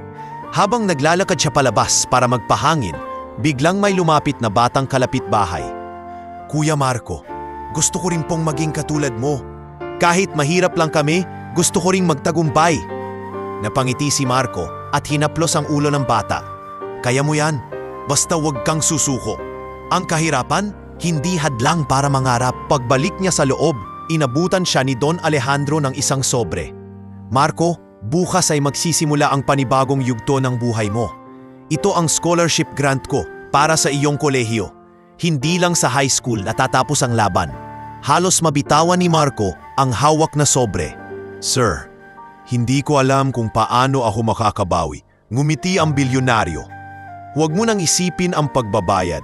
Ang tanging hinihiling ko ay gamitin mo ito sa tama at kapag dumating ang panahon, ikaw naman ang tutulong sa iba. Tumango si Marco, puno ng emosyon. Pangako po, hindi ko kayo bibiguin. Sa gabing iyon habang nakahiga sa kanilang maliit na papag, hawak niya ang sobre ng scholarship at pinikit ang kanyang mga mata. Hindi na siya nanaginip lang. Unti-unti na niyang nararaping ang mga bagay na dati guhit lamang sa kanyang lumang kwaderno. Habang nakikinig sa paghilik ng kanyang ama at sa banayad na paghinga ng kanyang ina, nagdasal siya ng taimtim. Salamat po, Panginoon. Sa wakas may patutunguhan na ang lahat ng hirap at luha. Ito ang unang tagumpay, pero sisiguraduhin kong hindi ito ang huli. At sa dilim ng kanilang tahanan, nagningning ang munting liwanag ng isang batang minsang nakatira sa tambakan. Ngayon ay nagsisimula ng abutin ang kanyang mga pangarap. Ang unang tagumpay ni Marco ay hindi lamang kanyang pag-aari, kundi tagumpay din ng kanyang pamilya at ng lahat ng batang kagaya niya na patuloy na nangangarap sa kabila ng kahirapan. Pagkatapos ng makabuluhang pagtatapos sa high school ni Marco, dumating na ang araw na kailangan niyang maghanda para sa kolehiyo. Bit-bit niya ang scholarship na ibinigay ni Don Alejandro at puno siya ng pag-asa na balang araw ay matutupad ang kanyang pangarap na maging isang engineer. Ngunit kasabay ng kanyang tagumpay ay unti-unti ring lumalabas ang mga puwersang nais siyang hilahin pababa.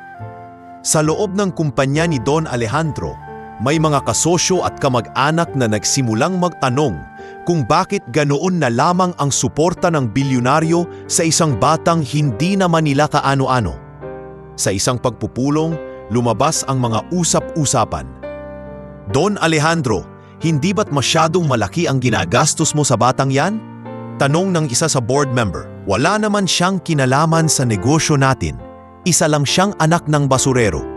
Nagtaas ng kilay ang isa pa. Tama ka, baka ginagamit lang niya ang kabaitan mo. Hindi natin alam kung tunay nga ba ang motibo ng batang yan. Mariing tumingin si Don Alejandro. Ginawa ko ito hindi dahil sa negosyo, ginawa ko ito dahil iniligtas niya ang aking buhay. Hindi ninyo maunawaan kung gaano kalalim ang utang na loob ko. Ngunit kahit anong paliwanag, malinaw na hindi lahat ay sang-ayon. May ilan pa ngang kamag-anak ni Don Alejandro na lihim na nagtataglay ng inggit. Para sa kanila, dapat ang biyayang ibinibigay ng bilyonaryo ay para sa pamilya lamang, hindi sa isang batang galing sa tambakan. Samantala, sa baryo ni Marco, hindi rin siya ligtas sa paninira. May mga chismis na kumakalat na siya raw ay nagibing mayabang at unti-unting nakakalimot sa kanyang pinagmulan. Si Marco, hindi na yan bumabati sa ating kapag dumadaan. Bulong ng isang kapitbahay. Tingnan mo, puro libro ang dala. Akala mo kung sino ng matalino, dagdag ng isa. Baka sa bandang huli, wala rin yan. Anak pa rin siya ng basurero. Naririnig ni Marco ang mga bulong na iyon, ngunit pinipili niyang manahimik. Kahit masakit, hindi niya hinahayaang maging dahilan iyon para bumitiw siya sa kanyang mga pangarap. Ngunit isang gabi, habang nakaupo sila ng kanyang pamilya, hindi na napigilan ni Mang Ruben ang kanyang damdamin. Marco, hindi ko gusto na maging dahilan ka ng galit ng mga tao sa paligid natin. Hindi ko alam kung tama ba na tinanggap natin ang lahat ng ito. Tumingin si Marco sa kanyang ama at matatag na sagot, Tay, hindi ko po ginusto ang lahat ng ito para sa sarili ko lang. Ginawa ko ito para sa ating lahat. Kung may mga taong hindi makakaunawa, wala na po tayong magagawa. Ang mahalaga, alam natin sa sarili natin na wala tayong ginagawang masama. Napaluha si Aling Lorna. Tama ang anak natin, Ruben. Hindi natin pwedeng hayaan ng mga inggitin na pigilan siya. Ang Diyos ang nakakaalam ng laman ng ating puso. Sa kolehiyo, hindi naging madali para kay Marco. Bagaman malaya na siya mula sa panlilibap ng kanyang dating mga kaklase, nafaharap naman siya sa bagong mundo ng kompetisyon. Ang mga estudyanteng napapaligid sa kanya ay puro anak ng mayayaman. May mga laptop na bago, may kakayahang magbayad ng tutors, at may mga magulang na propesyonal. Isang guro ang napansin ang kanyang sipag. Marco, hindi ko akalaing magaling ka sa mga problema sa engineering, kahit kulang ka sa kagamitan. May angking talino ka, bata. Ngumiti si Marco. Salamat po, sir. Pero hindi lang ito talino. Kailangan ko pong magsikap dahil wala po akong ibang aasahan. Ngunit sa likod ng mga papuring iyon, may ilan din estudyante ang hindi matanggap ang kanyang presensya. Isang araw, habang naglalakad siya sa hallway, sinadya siyang banggain ng isang kaklase na anak ng kilalang negosyante. Uy, Marco, sarkastikong sabi nito. Narinig ko, scholar ka lang. Kaya pala parang sobra kang sipag. Baka naman hindi ka talaga bagay dito. Napatingin si Marco, ngunit hindi sumagot. Pinili niyang magpatuloy sa paglalakad. Ngunit sa kanyang puso, ramdam niya ang bigat ng diskriminasyon. Kinagabihan, nagkwento siya kay Clara sa telepono. Hindi ko alam kung kaya ko pa, Clara. Ang dami nilang paninira, ang dami nilang galit. Parang lahat ay nakatingin, naghihintay kung kailan ako madadapa. Matatag na sagot ni Clara. Marco, wag mong hayaan na masira ka lang mamayon. Naalala mo ba ang sabi ng nanay mo? Ang tunay na halaga ng tao ay hindi sa yaman, kundi sa kabutihan ng puso. Kaya ipakita mo sa kanila na kahit anong gawin nila, hindi ka matitinag. Napangiti si Marco. Salamat, Clara. Sa bawat salita mo, mas lalo akong lumalakas. Samantala, sa bahay ni Don Alejandro, may mga pag-uusap na patuloy ng ilalagay kay Marco sa alanganin. May ilang kamag-anak na nagsusumamo sa bilyonaryo na ipatigil na ang kanyang suporta sa bata. Hindi siya kabilang sa atin, mariing sabi ng pamangkin ni Don Alejandro. Bakit hindi na lang tayo mag-focus sa negosyo? Hindi natin kailangan ng isang outsider. Ngumiti si Don Alejandro, ngunit may lamlam ang mata. Kung alam niyo lang ang ginawa ng batang iyon, hindi niyo sasabihin iyan. Siya ang nagligtas ng aking buhay. At sa mata ko, anak ko na rin siya. Ngunit alam ng bilyonaryo na hindi magtatapos ang laban doon. Sa likod ng kanyang pagtitiwala kay Marco, patuloy ang mga kontrapuwersa na naghahangad na ibagsak ang binata. Habang naglalakad pa uwi isang gabi, naramdaman ni Marco ang bigat ng lahat ng presyon mula sa baryo, sa paaralan, at maging sa paligid ni Don Alejandro. Ngunit sa kanyang puso, nagliyab ang kanyang determinasyon. Hindi ako susuko, bulong niya sa sarili. Kung ang pagsubok na ito ang kailangan kong harapin para matupad ang pangarap ko, kakayanin ko. Hindi ako uurong. At sa gabing iyon, sa gitna ng katahimikan ng baryo at sa ilalim ng malamlam na buwan, ipinangako ni Marco na hindi siya matitinag ng mga kontrapuwersa. Sapagkat alam niya, bawat hakbang na kanyang tinatahak ay hindi lamang para sa kanya, kundi para sa kanyang pamilya at sa lahat ng naniniwala na kahit anak ng basurero, may karapatang umangat at magtagumpay. Habang abala si Marco sa kanyang pag-aaral sa kolehiyo, hindi niya inaasahan na darating ang isang taong magbibigay sa kanya ng bagong sigla at lakas ng loob. Sa isang lecture sa kanilang klase, ipinakilala ng guro ang bagong transferee, isang dalagang simple ang anyo, ngunit kapansin-pansin ang ganda at kabaitan. Mga estudyante, ito si Angela. Lilipat siya rito para tapusin ang kanyang kurso. Wika ng guro. Mumiti si Angela at naupo sa tabi ni Marco. Sa unang pagkakataon, nakaramdam si Marco ng kakaibang kaba. Hindi niya maintindihan kung bakit tila mas mabilis ang tibok ng kanyang puso. Hi! Bati ni Angela. Pwede bang dito na ako sa tabi mo? Medyo nahihiyang ngumiti si Marco. Oo naman, walang problema. Sa mga sumunod na linggo, naging malapit sila sa isa't isa. Habang ang ibang estudyante ay abala sa kanilang sariling grupo, si Angela lamang ang laging lumalapit kay Marco. Alam mo, bilib ako sa'yo, ani Angela isang araw habang magkasamang nag-aaral sa library. Kahit ang dami mong pinagdadaanan, hindi ka sumusuko. Napayuko si Marco at numiti. Wala naman akong choice. Kung susuko ako, wala na kaming pag-asa ng pamilya ko. tinapik siya ni Angela sa balikat. At yan ang dahilan kung bakit ka naiiba. Hindi lahat may lakas ng loob na magsakripisyo ng ganyan. Habang tumatagal, unti-unting nahulog ang loob ni Marco kay Angela. Hindi lamang dahil sa ganda nito, kundi dahil sa malasakit at kabutihan ng kanyang puso. Tuwing pinanghihinaan siya ng loob, dahil sa panlilibak at pagsubok, naroon si Angela upang magbigay ng lakas. Isang gabi, matapos ang mahaba nilang review para sa exam, naglakad silang dalawa pauwi. Tahimik ang paligid. Tanging ilaw ng poste ang nagbibigay liwanag sa kanilang daan. Angela, panimula ni Marco. Salamat ha.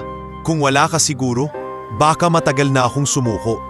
Ngumiti si Angela at tumingin sa kanya. Hindi mo kailangang magpasalamat. Nakikita ko kasi sa'yo ang sarili ko. Galing din kami sa hirap. Ang kaibahan lang, may konting tiyansa kami na makaangat. Kaya naiintindihan ko ang pinagdadaanan mo. Sandaling natahimik si Marco, ngunit hindi niya mapigilan ang bigas ng kanyang damdamin. Sana balang araw maging inspirasyon din ako sa iba. Katulad ng pagiging inspirasyon mo sa akin. Namula si Angela at mumiti ng payapa. Sa tingin ko, Marco, nagsisimula ka na. Samantala, sa bahay ni Marco, masaya ang kanyang pamilya na makita siyang masigla at motivated. Napansin ni Aling Lorna ang kakaibang ningning sa mga mata ng kanyang anak. Marco, may bago ka bang kaibigan? Tanong ng ina habang nag-aayos ng hapunan. Opo, Nay. Si Angela po. Mabait siya at laging nandyan para sa akin.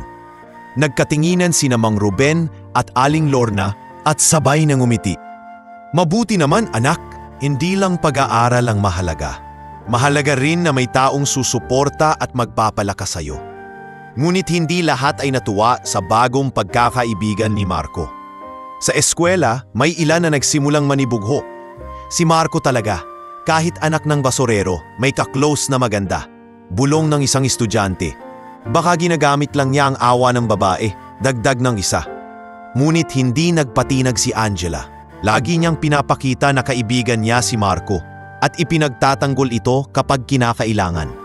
Isang pagkakataon, sinubukan ng ilang estudyante na pahiyain si Marco sa klase sa pamamagitan ng pagbato ng papel na may nakasulat na anak ng basurero. Nabasa iyon ni Angela at agad na pinunit ang papel. Kung sa tingin ninyo nakakatawa ito, nagkakamali kayo. Mariin niyang sabi, ang basurero, kahit anong tingin ninyo, marangal ang trabaho. At kung hindi dahil sa kanila, baka nabubulok na ang lahat ng basura ninyo. Tahimik ang buong klase. Walang naglakas loob na sumagot. Doon naramdaman ni Marco ang matinding pasasalamat kay Angela. Hindi lamang siya kaibigan, isa siyang tunay na kakampi. Habang lumalalim ang kanilang pagkakaibigan, mas lalo ring dumami ang mga pagkakataon na napag-uusapan nila ang kanilang mga pangarap. Balang araw, gusto kong maging guro. Wika ni Angela habang nakatingin sa mga bituin. Gusto kong turuan ang mga batang kagaya natin para maniwala sila na kaya nilang magtagumpay kahit mahirap lang sila. Ngumiti si Marco at ako naman gusto kong maging engineer. Gusto kong magtayo ng mga bahay at kusali para sa mga taong walang tirahan. Para wala ng batang tulad ko na nakatira sa tambakan.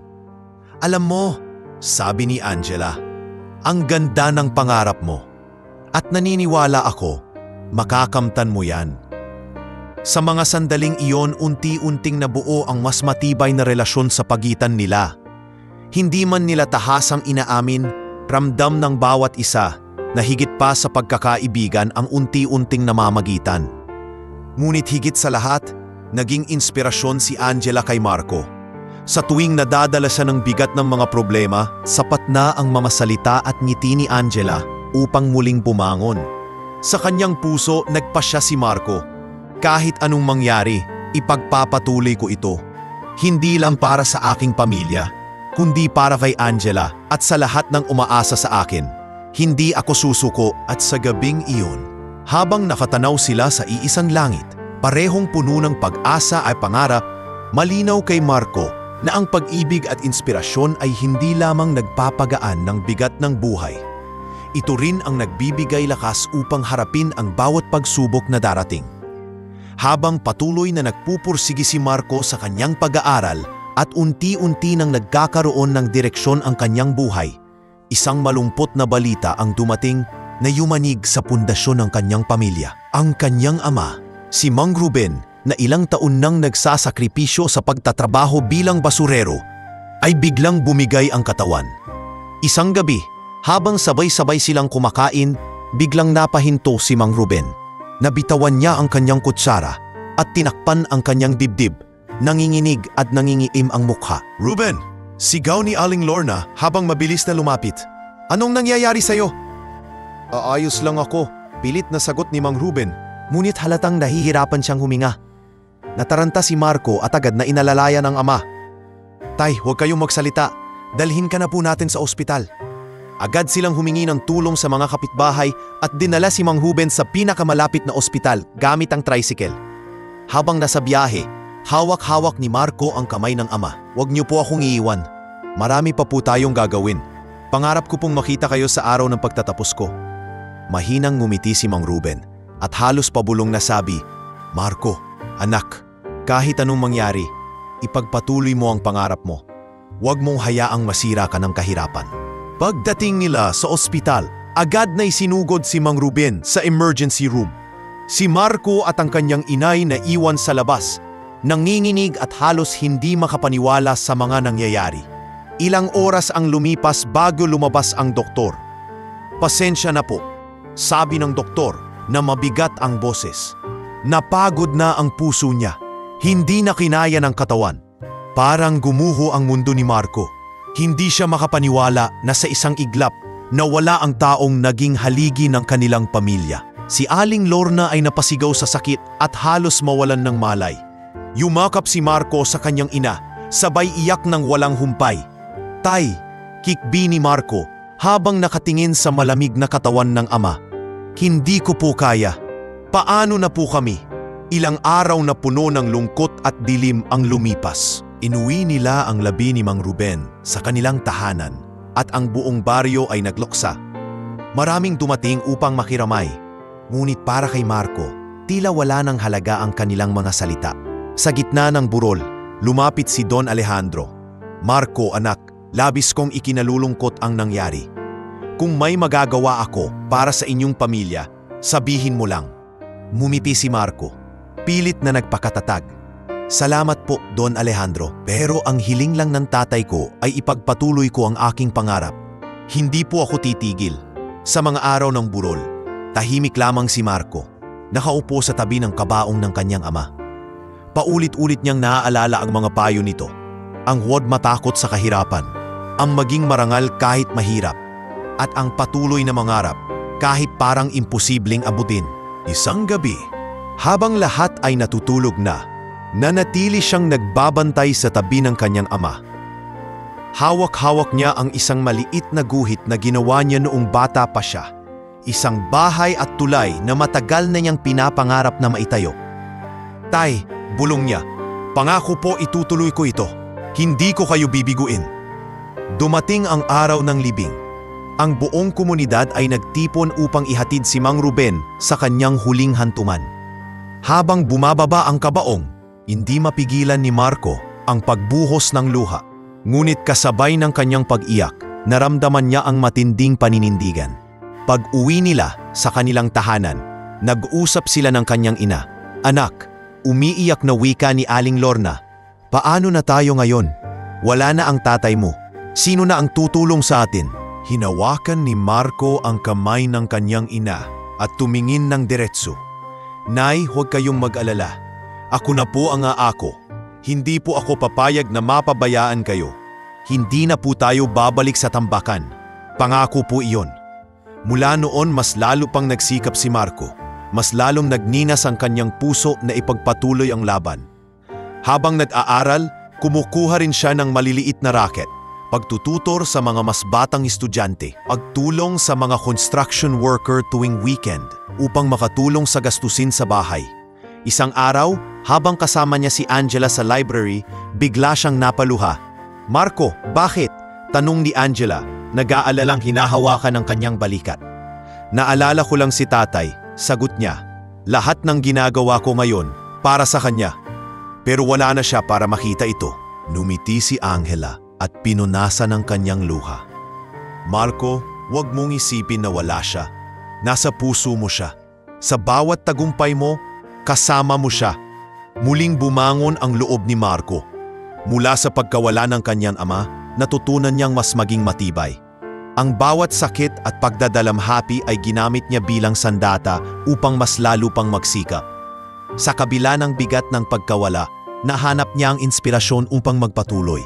At sa kanyang puso, malinaw na malinaw ang kanyang pangako. Dadalhin niya ang pangalan ng kanyang ama at patutunayan niyang kahit anak ng basurero, may kakayahang mangarap, lumaban at magtagumpay. Pagkalipas ng ilang buwan mula nang pumanaw si Mang Ruben, patuloy pa ring ramdam ni Marco at ng kanyang ina ang kawalan. Sa bawat umaga, tila kulang ang kanilang hapag dahil wala na ang tinig at halakhak ng ama. Ngunit sa gitna ng kalungkutan, unti-unting natutunan ni Marco na bumangon at maging haligi ng kanilang tahanan. Tuwing umuuwi mula sa kolehiyo, hindi lamang siya nag-aaral, kundi tumutulong din sa kanyang ina sa mga gawaing bahay. "Anak, huwag ka nang magbuhat ng tubig. Pagod ka na sa eskwela," ani ni Aling Lorna isang gabi. Ngunit ngumiti lamang si Marco.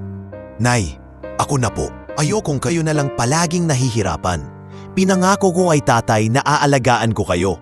Sabay ng kanyang pag-aaral, nagsimula ring humanap si Marco ng dagdag na pagkakakitaan.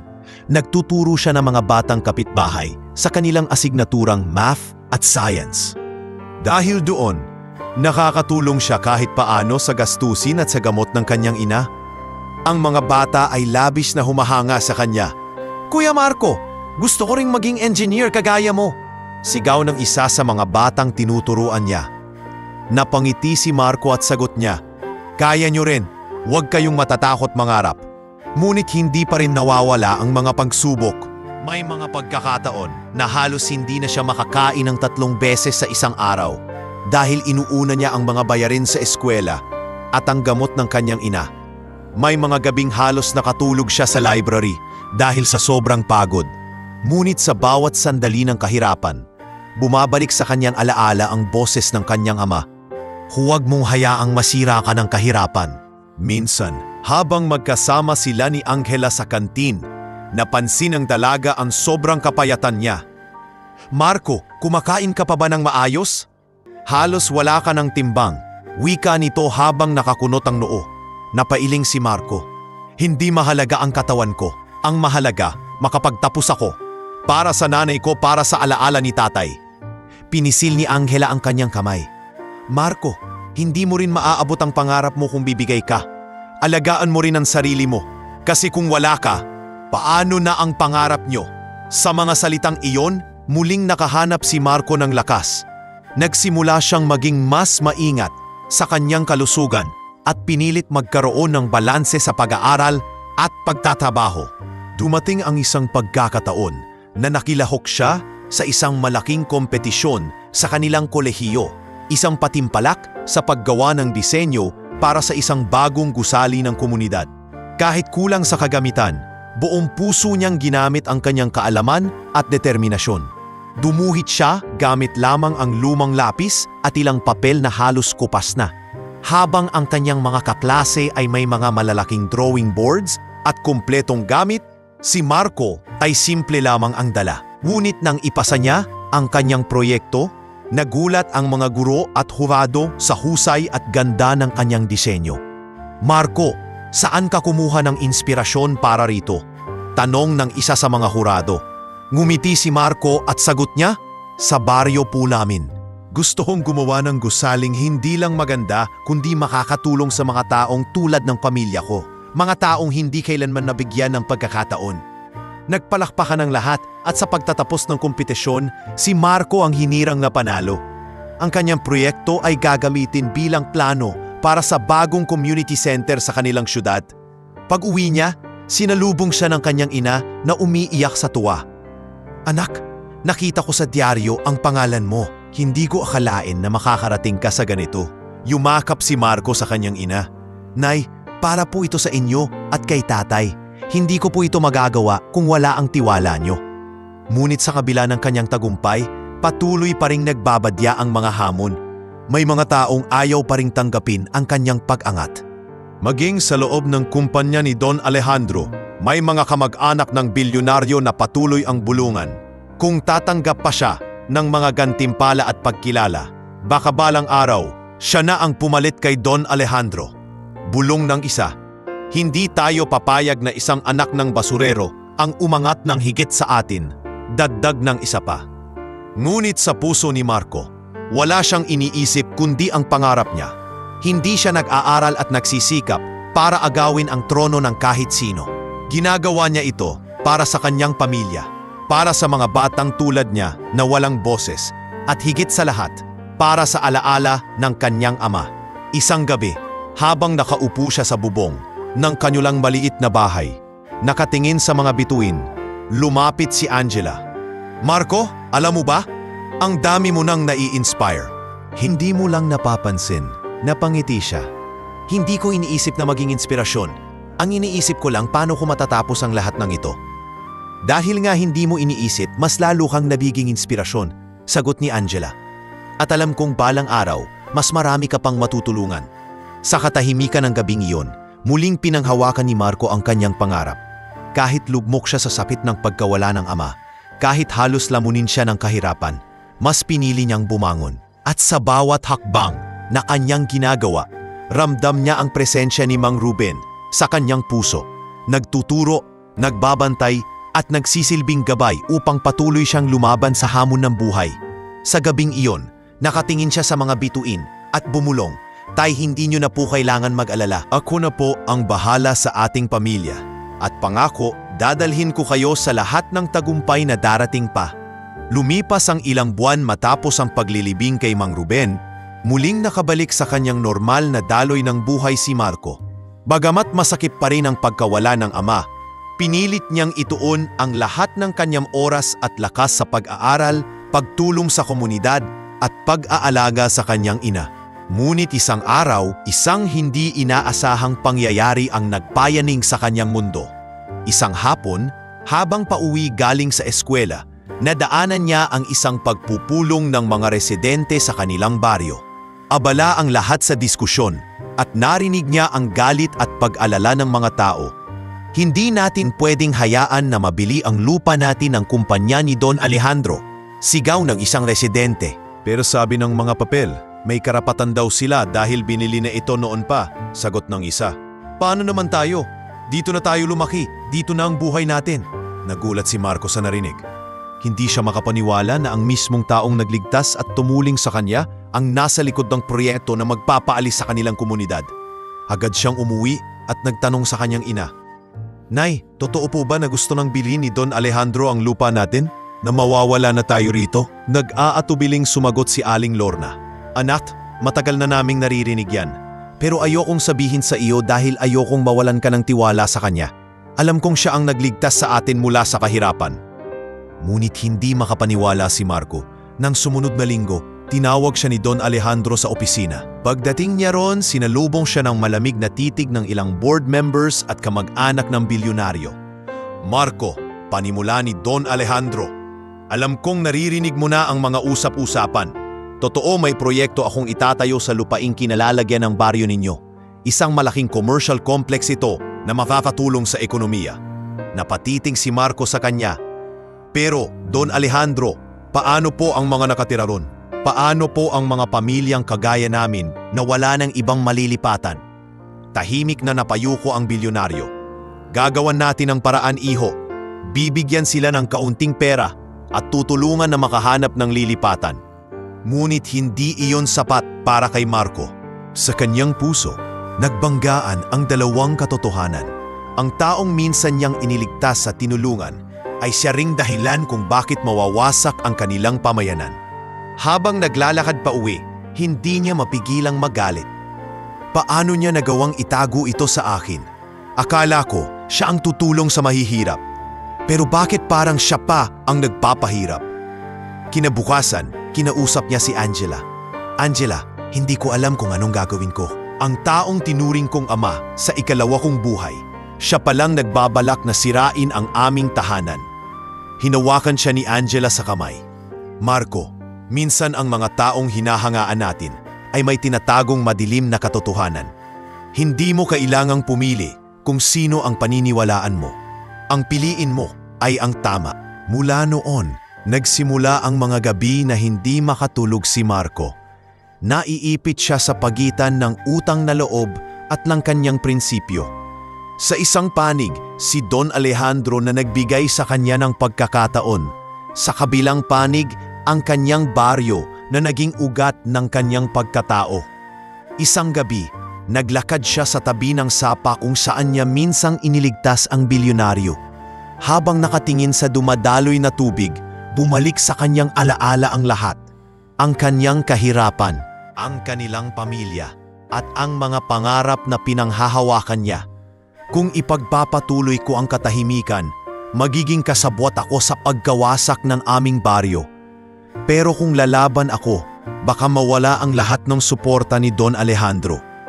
Sa puntong iyon, napagtanto niya, wala siyang ibang pagpipilian kundi ang tumindig. Hindi para sa sarili lamang, kundi para sa lahat ng pamilyang gaya nila na hindi marunong lumaban. At sa kanyang puso, unti-unting nabuo ang isang desisyon.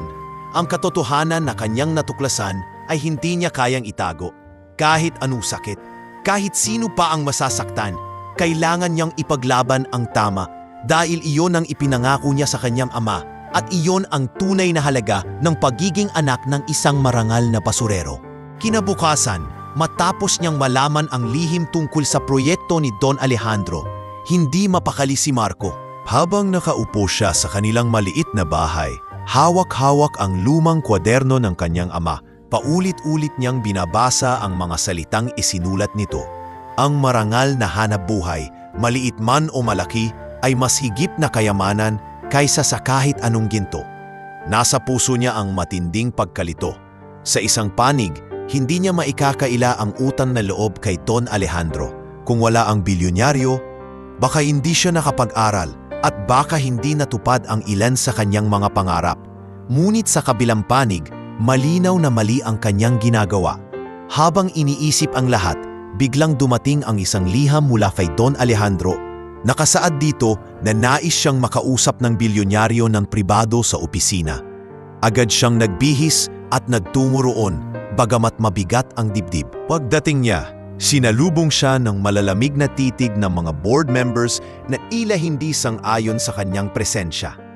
Ngunit si Don Alejandro ay ngumiti, tila may halong lungkot at pangamba. Marco, panimula niya, alam kong alam mo na ang tungkol sa proyekto at bago nga makinig sa iba, nais kong sa akin mo muna marinig ang katotohanan. Tahimik na nakinig si Marco habang patuloy na nagsasalita ang bilyonaryo. Hindi ko itinanggi na may mga lupaing mabibili at mawawala ang inyong baryo, pero isipin mo ito bilang hakbang tungo sa progreso. Isang malaking kompleks ang itatayo. May trabaho, may oportunidad. Hindi ba't ito rin ang kailangan ng bansa? Hindi mapigilan ni Marco ang kanyang emosyon. Pero Don Alejandro, paano naman po ang mga tao?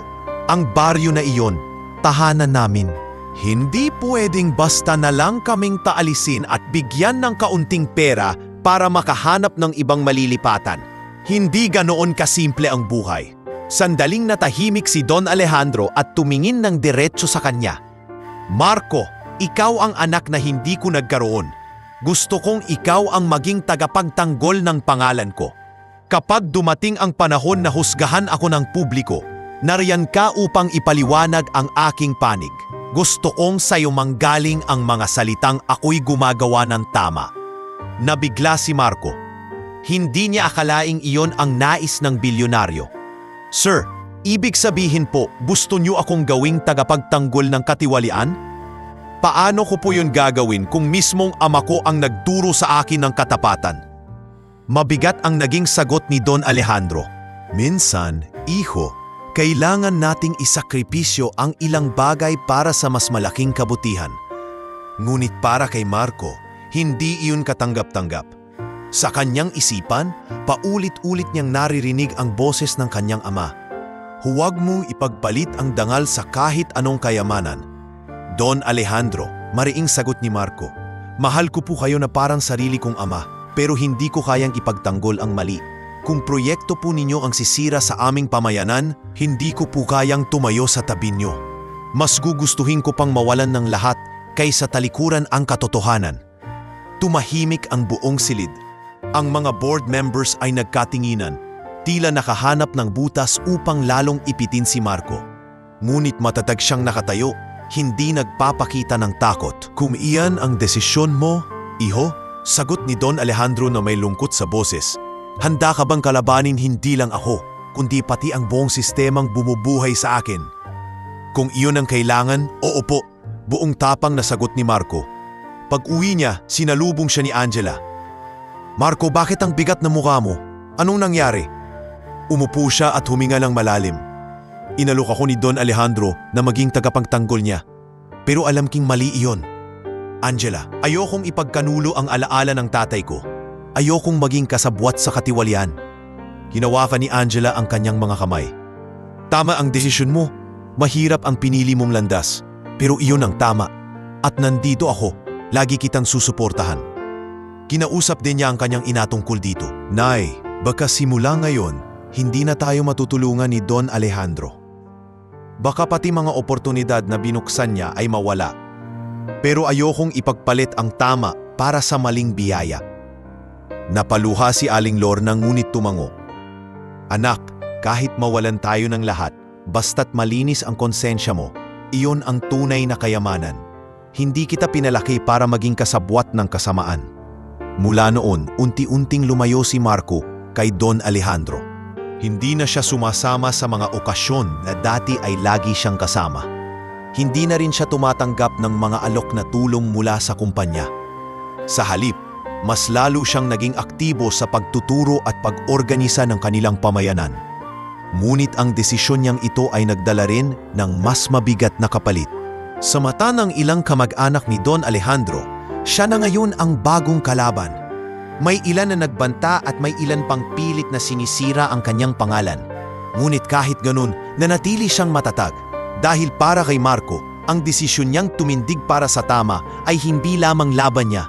Ito ay laban ng kanyang ama na hindi na makapagsalita, laban ng kanyang ina na matagal nang nagtiis, at laban ng lahat ng taong katulad nila na matagal nang walang boses sa lipunan. At sa mga sandaling iyon, alam niyang nagsimula na ang tunay na labanan. Isang laban na hindi lang magtatakda ng kanyang kapalaran, kundi magpapasya rin sa kinabukasan ng kanilang baryo at komunidad. Lumipas ang ilang linggo mula nang tumanggi si Marco sa alok ni Don Alejandro na ipagtanggol ang kanyang pangalan. Sa puntong iyon, hindi na simpleng utang na loob ang nakataya kundi ang kinabukasan ng kanilang baryo. Unti-unti nang lumalakas ang buluman sa komunidad na sila'y mapapaalis sa kanilang mga tahanan upang bigyang daan ang isang malaking proyekto ng kumpanya ng bilyonaryo. Isang gabi, tinipon ni Marco ang mga kapitbahay sa maliit na basketball court ng kanilang baryo. Ilang ilaw lamang mula sa mga kandila at lumang bombilya ang nagsilbing liwanan sa pagtitipon. Mga kapitbahay, panimula ni Marco, alam kong lahat tayo ay nag-aalala. Totoo ang balita. May proyekto si Don Alejandro na gustong itayo dito. Kapalit nito, mawawala ang ating mga tahanan. Pero hindi tayo basta-basta pwedeng paalisin. May karapatan tayo. Nadangat ng kamay si Aling Cora, isa sa mga matatanda sa lugar. Marco, pero paano? Sino ba tayo para lumaban sa isang kagaya ni Don Alejandro? May pera siya, may impluwensya. Tayo, wala. Huminga ng malalim si Marco. Mayroon tayong tinig, mayroon tayong pagkakaisa. Hindi natin kailangang matakot kung ang ipinaglalaban natin ay tama. Kailangan natin ng abogado. Kailangan nating ilantad ang katotohanan. At handa akong pangunahan ito. Naging inspirasyon si Marco sa kanyang mga kababaryo. Sa tulong ni Angela at ilang kabataang naniniwala sa kanya, nag-umpisa silang maghanap ng organisasyon at mga taong handang tumulong. Isang araw, nakilala nila si Attorney Ramirez, isang kilalang abogado na nagtatanggol sa mga mahihirap na inaagawan ng lupa. Kung talagang handa kayong lumaban, wika nito, handa akong tumulong. Pero tandaan ninyo, hindi madali ang laban. Kapag sinimulan nating ito, hindi na tayo pwedeng umatras. Handa po kami, matatag na sagot ni Marco. Ito ang ipinangako ko sa ama ko. Hindi ko hahayaang mawala ang aming baryo nang walang laban.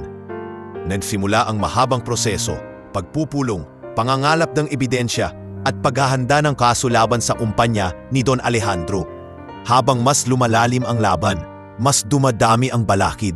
May mga taong nagtatangkang suhulan ang mga residente upang umatras. May mga goons na nagbabantang sisirain ang kanilang kabahayan. Ngunit mas lalo lamang nag-alab ang determinasyon ng mga tao. Isang gabi, habang naglalakad pa uwi si Marco mula sa meeting kasama ng abogadi, bigla siyang hinarang ng dalawang lalaking hindi niya kilala. Kung matalino ka, Marco, tumigil ka na, sabi ng isa habang hinahawakan ang kanyang balikat. Hindi mo kayang labanan si Don Alejandro. Sayang lang ang buhay mo. Mariing tumingin si Marco sa kanila. Kung talagang tama ang ginagawa ninyo, bakit kailangan niyo akong takutin? Hindi ako titigil. Kahit anong gawin ninyo, lalaban ako. Lumayo ang mga lalaki, ngunit malinaw na iyon ay babala. Pag-uwi niya, ikinuwento niya ito kay Angela. Marco, baka masyado ng delikado ito. Natatakot ako para sa'yo. Umiiyak na sabi ng dalaga. Hinawakan ni Marco ang kanyang mga kamay. Angela, naiintindihan ko. Pero kung titigil ako ngayon, ano ang mangyayari sa lahat? Ano ang mangyayari sa pangarap natin? Hindi ito laban lang para sa akin, kundi para sa buong baryo. Dumating ang araw ng unang pagdinig. Nakaupo si Marco sa loob ng korte, kasama ang mga residente at ang kanilang abogado. Sa kabilang panig, naroon si Don Alejandro at ang kanyang mga kinatawan. Tahimik ang silid, puno ng tensyon. Ang kasong ito, panimula ng hukom, ay tungkol sa karapatan ng mga residente ng Barangay San Rafael laban sa kumpanyang nais magpatayo ng commercial complex. Tumindig si Atty. Ramirez at nagsimulang magsalita. Kagalang-galang na hukom, ang mga taong naririto ay hindi mga magnanakaw ng lupa. Sila'y matagal nang naninirahan dito, may sariling kasaysayan at pamayanan.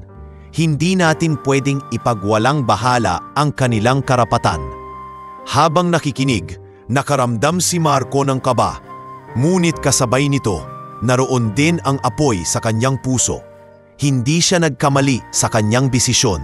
Sa labas ng korte, naging laman ng balita ang kanilang laban. Anak ng basurero, humamon sa bilyonaryo. Ito ang naging headline ng mga pahayagan. Ang kanyang kwento ay umabot sa radyo at telebisyon. Maraming tao ang humanga sa kanyang tapang, ngunit marami rin ang tumutuliksa. Isang gabi, nanood sila ng balita sa kanilang maliit na telebisyon. Habang nakikita niya ang kanyang sariling mukha sa TV, halos hindi makapaniwala si Marco. Marco, wika ni Aling Lorna na umiiyak sa tuwa. Ang tatay mo, kung naririto lang siya, siguradong ipinagmamalaki ka niya. Hindi pa po tayo panalo, Nay, sagot ni Marco. Pero gagawin ko ang lahat. Para kay tatay, para sa ating lahat. Habang lumalalim ang laban, lalong lumalakas ang pagkakaisa ng kanilang baryo. Hindi na lamang ito laban ni Marco. Ito ay laban ng lahat ng mahihirap na matagal nang nananahimik. At sa kanyang puso, malinaw ang kanyang panata. Hindi siya titigil hanggat hindi na ipaglalaban ang kanilang karapatan. Kahit pa ang kaharap niya ay ang mismong taong minsang itinuring niyang ama. Matapos ang ilang buwan ng matinding paglilitis, tumindi ang presyur hindi lamang kay Marco at sa kanyang baryo, kundi maging kay Don Alejandro. Sa bawat araw na lumilipas, lalong dumarami ang lumalabas na ebidensya hinggil sa katiwalian ng proyekto. Ang mga dokumentong pilit na itinatago ng kumpanya ay unti-unting nailalabas ng kanilang abogado, si Atty. Ramirez. Sa mga pahayagan at telebisyon, Laman ng balita ang laban ng anak ng basurero laban sa pinakamakapangyarihang bilyonaryo. Ngunit isang araw, dumating ang hindi inaasahang pangyayari. Si Don Alejandro mismo ang tumawag kay Marco at nagpatulong sa kanyang sekretarya upang makipagkita. Unay nag-atubili si Marco. Hindi niya alam kung ito ba ay isa na namang bitag o isa talagang pagkakataon upang magkausap sila ng masinsinan. Sa huli, nagpasya siyang humarap, dala ang pag-asang baka ito na ang oras upang matapos ang bangayan. Sa loob ng malawak na opisina ng bilyonaryo, tahimik na nagkatitigan ang dalawa. Si Don Alejandro na dati puno ng karisma at tapang, ay halatang nanghina. Ang kanyang muka ay may bakas ng pagod at ang kanyang mga matay tila may mabigat na dalang hindi na niya kayang itago. Marco, panimula ni Don Alejandro, alam kong marami akong pagkukulang. Alam kong nasaktan kita at ang iyong komunidad. Ngunit ngayon, nais kong ipagtapat ang lahat. Tahimik na nakinig si Marco habang patuloy na nagsasalita ang bilyonaryo. Totoo, ginusto kong itayo ang proyektong iyon dahil akala ko'y makakatulong ito sa negosyo at sa ekonomiya. Ngunit sa proseso, nakalimutan kong may mga taong nakataya. Mga pamilya, mga bata, mga buhay.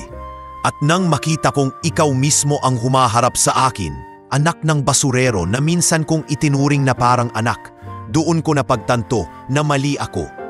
Napayuko si Marco, mariing nakikinig. Don Alejandro, hindi lang po ito tungkol sa proyekto. Tungkol po ito sa tiwala. Sa baryo, sa komunidad at sa akin. Nawala po iyon dahil sa mga lihim. Lumapit ang bilyonaryo at marahang hinawakan ang balikat ni Marco. Patawad, iho. Alam kong hindi sapat ang mga salita. Kaya't ngayon, nais kong itigil ang proyekto. Ibabalik ko ang lupa sa mga tao at ipapagamit ko ang aking yaman upang ayusin ang inyong baryo. Hindi para linisin ang pangalan ko, kundi para ayusin ang pagkakamali ko. Nabigla si Marco. Hindi niya inasahan ang ganoong kabigat na desisyon mula sa bilyonaryo. Sigurado po ba kayo, Don Alejandro? Handa niyo po bang harapin ang galit ng mga kasosyo ninyo at ng mga taong inaasahan ng proyekto? Matatag na tumango si Don Alejandro. Oo, dahil ito ang tama. At kung kailangan kong magsimula muli, gagawin ko.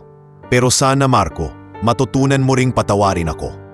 Hindi mapigilan ni Marco ang maluha. Ang taong minsang tiningalan niya, pagkatapos ay kinamuhian, ngayon nasa harapan niya. Nagpapakumbaba at humihingi ng kapatawaran. Naalala niya ang huling habilin ng kanyang ama. Huwag mong ipagpalit ang dangal, pero huwag ka ring matutong magkimkim ng galit. Don Alejandro, mahina ngunit buo ang kanyang tinig. Hindi madali ang magpatawad. Pero dahil po sa inyo, nabigyan ako ng pagkakataong mangarap. At dahil rin sa inyo, natutunan ko ang halaga ng paninindigan. Kaya't oo, inapatawad ko po kayo. Nagyakap ang dalawa, isang yakap ng dalawang taong pinagbuklod ng trahedya at pagkakamali. Ngunit ngayon muling pinagbuklod ng katotohanan at pagpapatawad. Mula noon, nagbago ang takbo ng lahat. Si Don Alejandro, sa tulong ni Marco, ay naglunsad ng bagong proyekto. Hindi isang commercial complex, kundi isang programa para sa pabahay at edukasyon ng mga residente ng baryo. Ang dating lugar na nakatakdang gibain ay unti-unting ginawang modelo ng makabagong pamayanan. May malinis na kalye, maayos na bahay at sariling paaralan. Isang araw, sa harap ng buong baryo, nagsalita si Don Alejandro. Mga kababayan, nagkamali ako. Ngunit ngayon, nais kong ituwid yon. Kang lupaing ito ay hindi na para sa akin, kundi para sa inyo. At kasama ko si Marco upang tiyakin na hindi na mauulit ang nangyari. Nagpalakpakan ang lahat at halos maluha sa tuwa ang mga residente. Si Aling Lorna ay lumapit kay Don Alejandro at niyakap siya. Salamat po, Don Alejandro. Hindi namin akalain na makikita pa namin ang araw na ito. Sa gilid ng entablado, naruroon si Angela nakatingin kay Marco na may ngiti sa labi. Sabi ko na sa iyo, Marco, wika niya. Hindi nasasayang ang kabutihan. Bumabalik ito sa tamang panahon. Ngumiti si Marco at tumingin sa paligid. Ang baryong minsan ay puno ng takot at pangamba, Ngayon ay puno ng pag-asa. Sa kanyang puso alam niyang ito na ang tunay na tagumpay. Hindi lamang ang kanyang personal na pangarap, kundi ang pagkakaisa at pagbabago para sa lahat. At sa huling pagkakataon, bumulong siya sa sarili habang nakatingala sa langit. Tay, natupad ko po ang pangako ko. Hindi ko kayo binigo.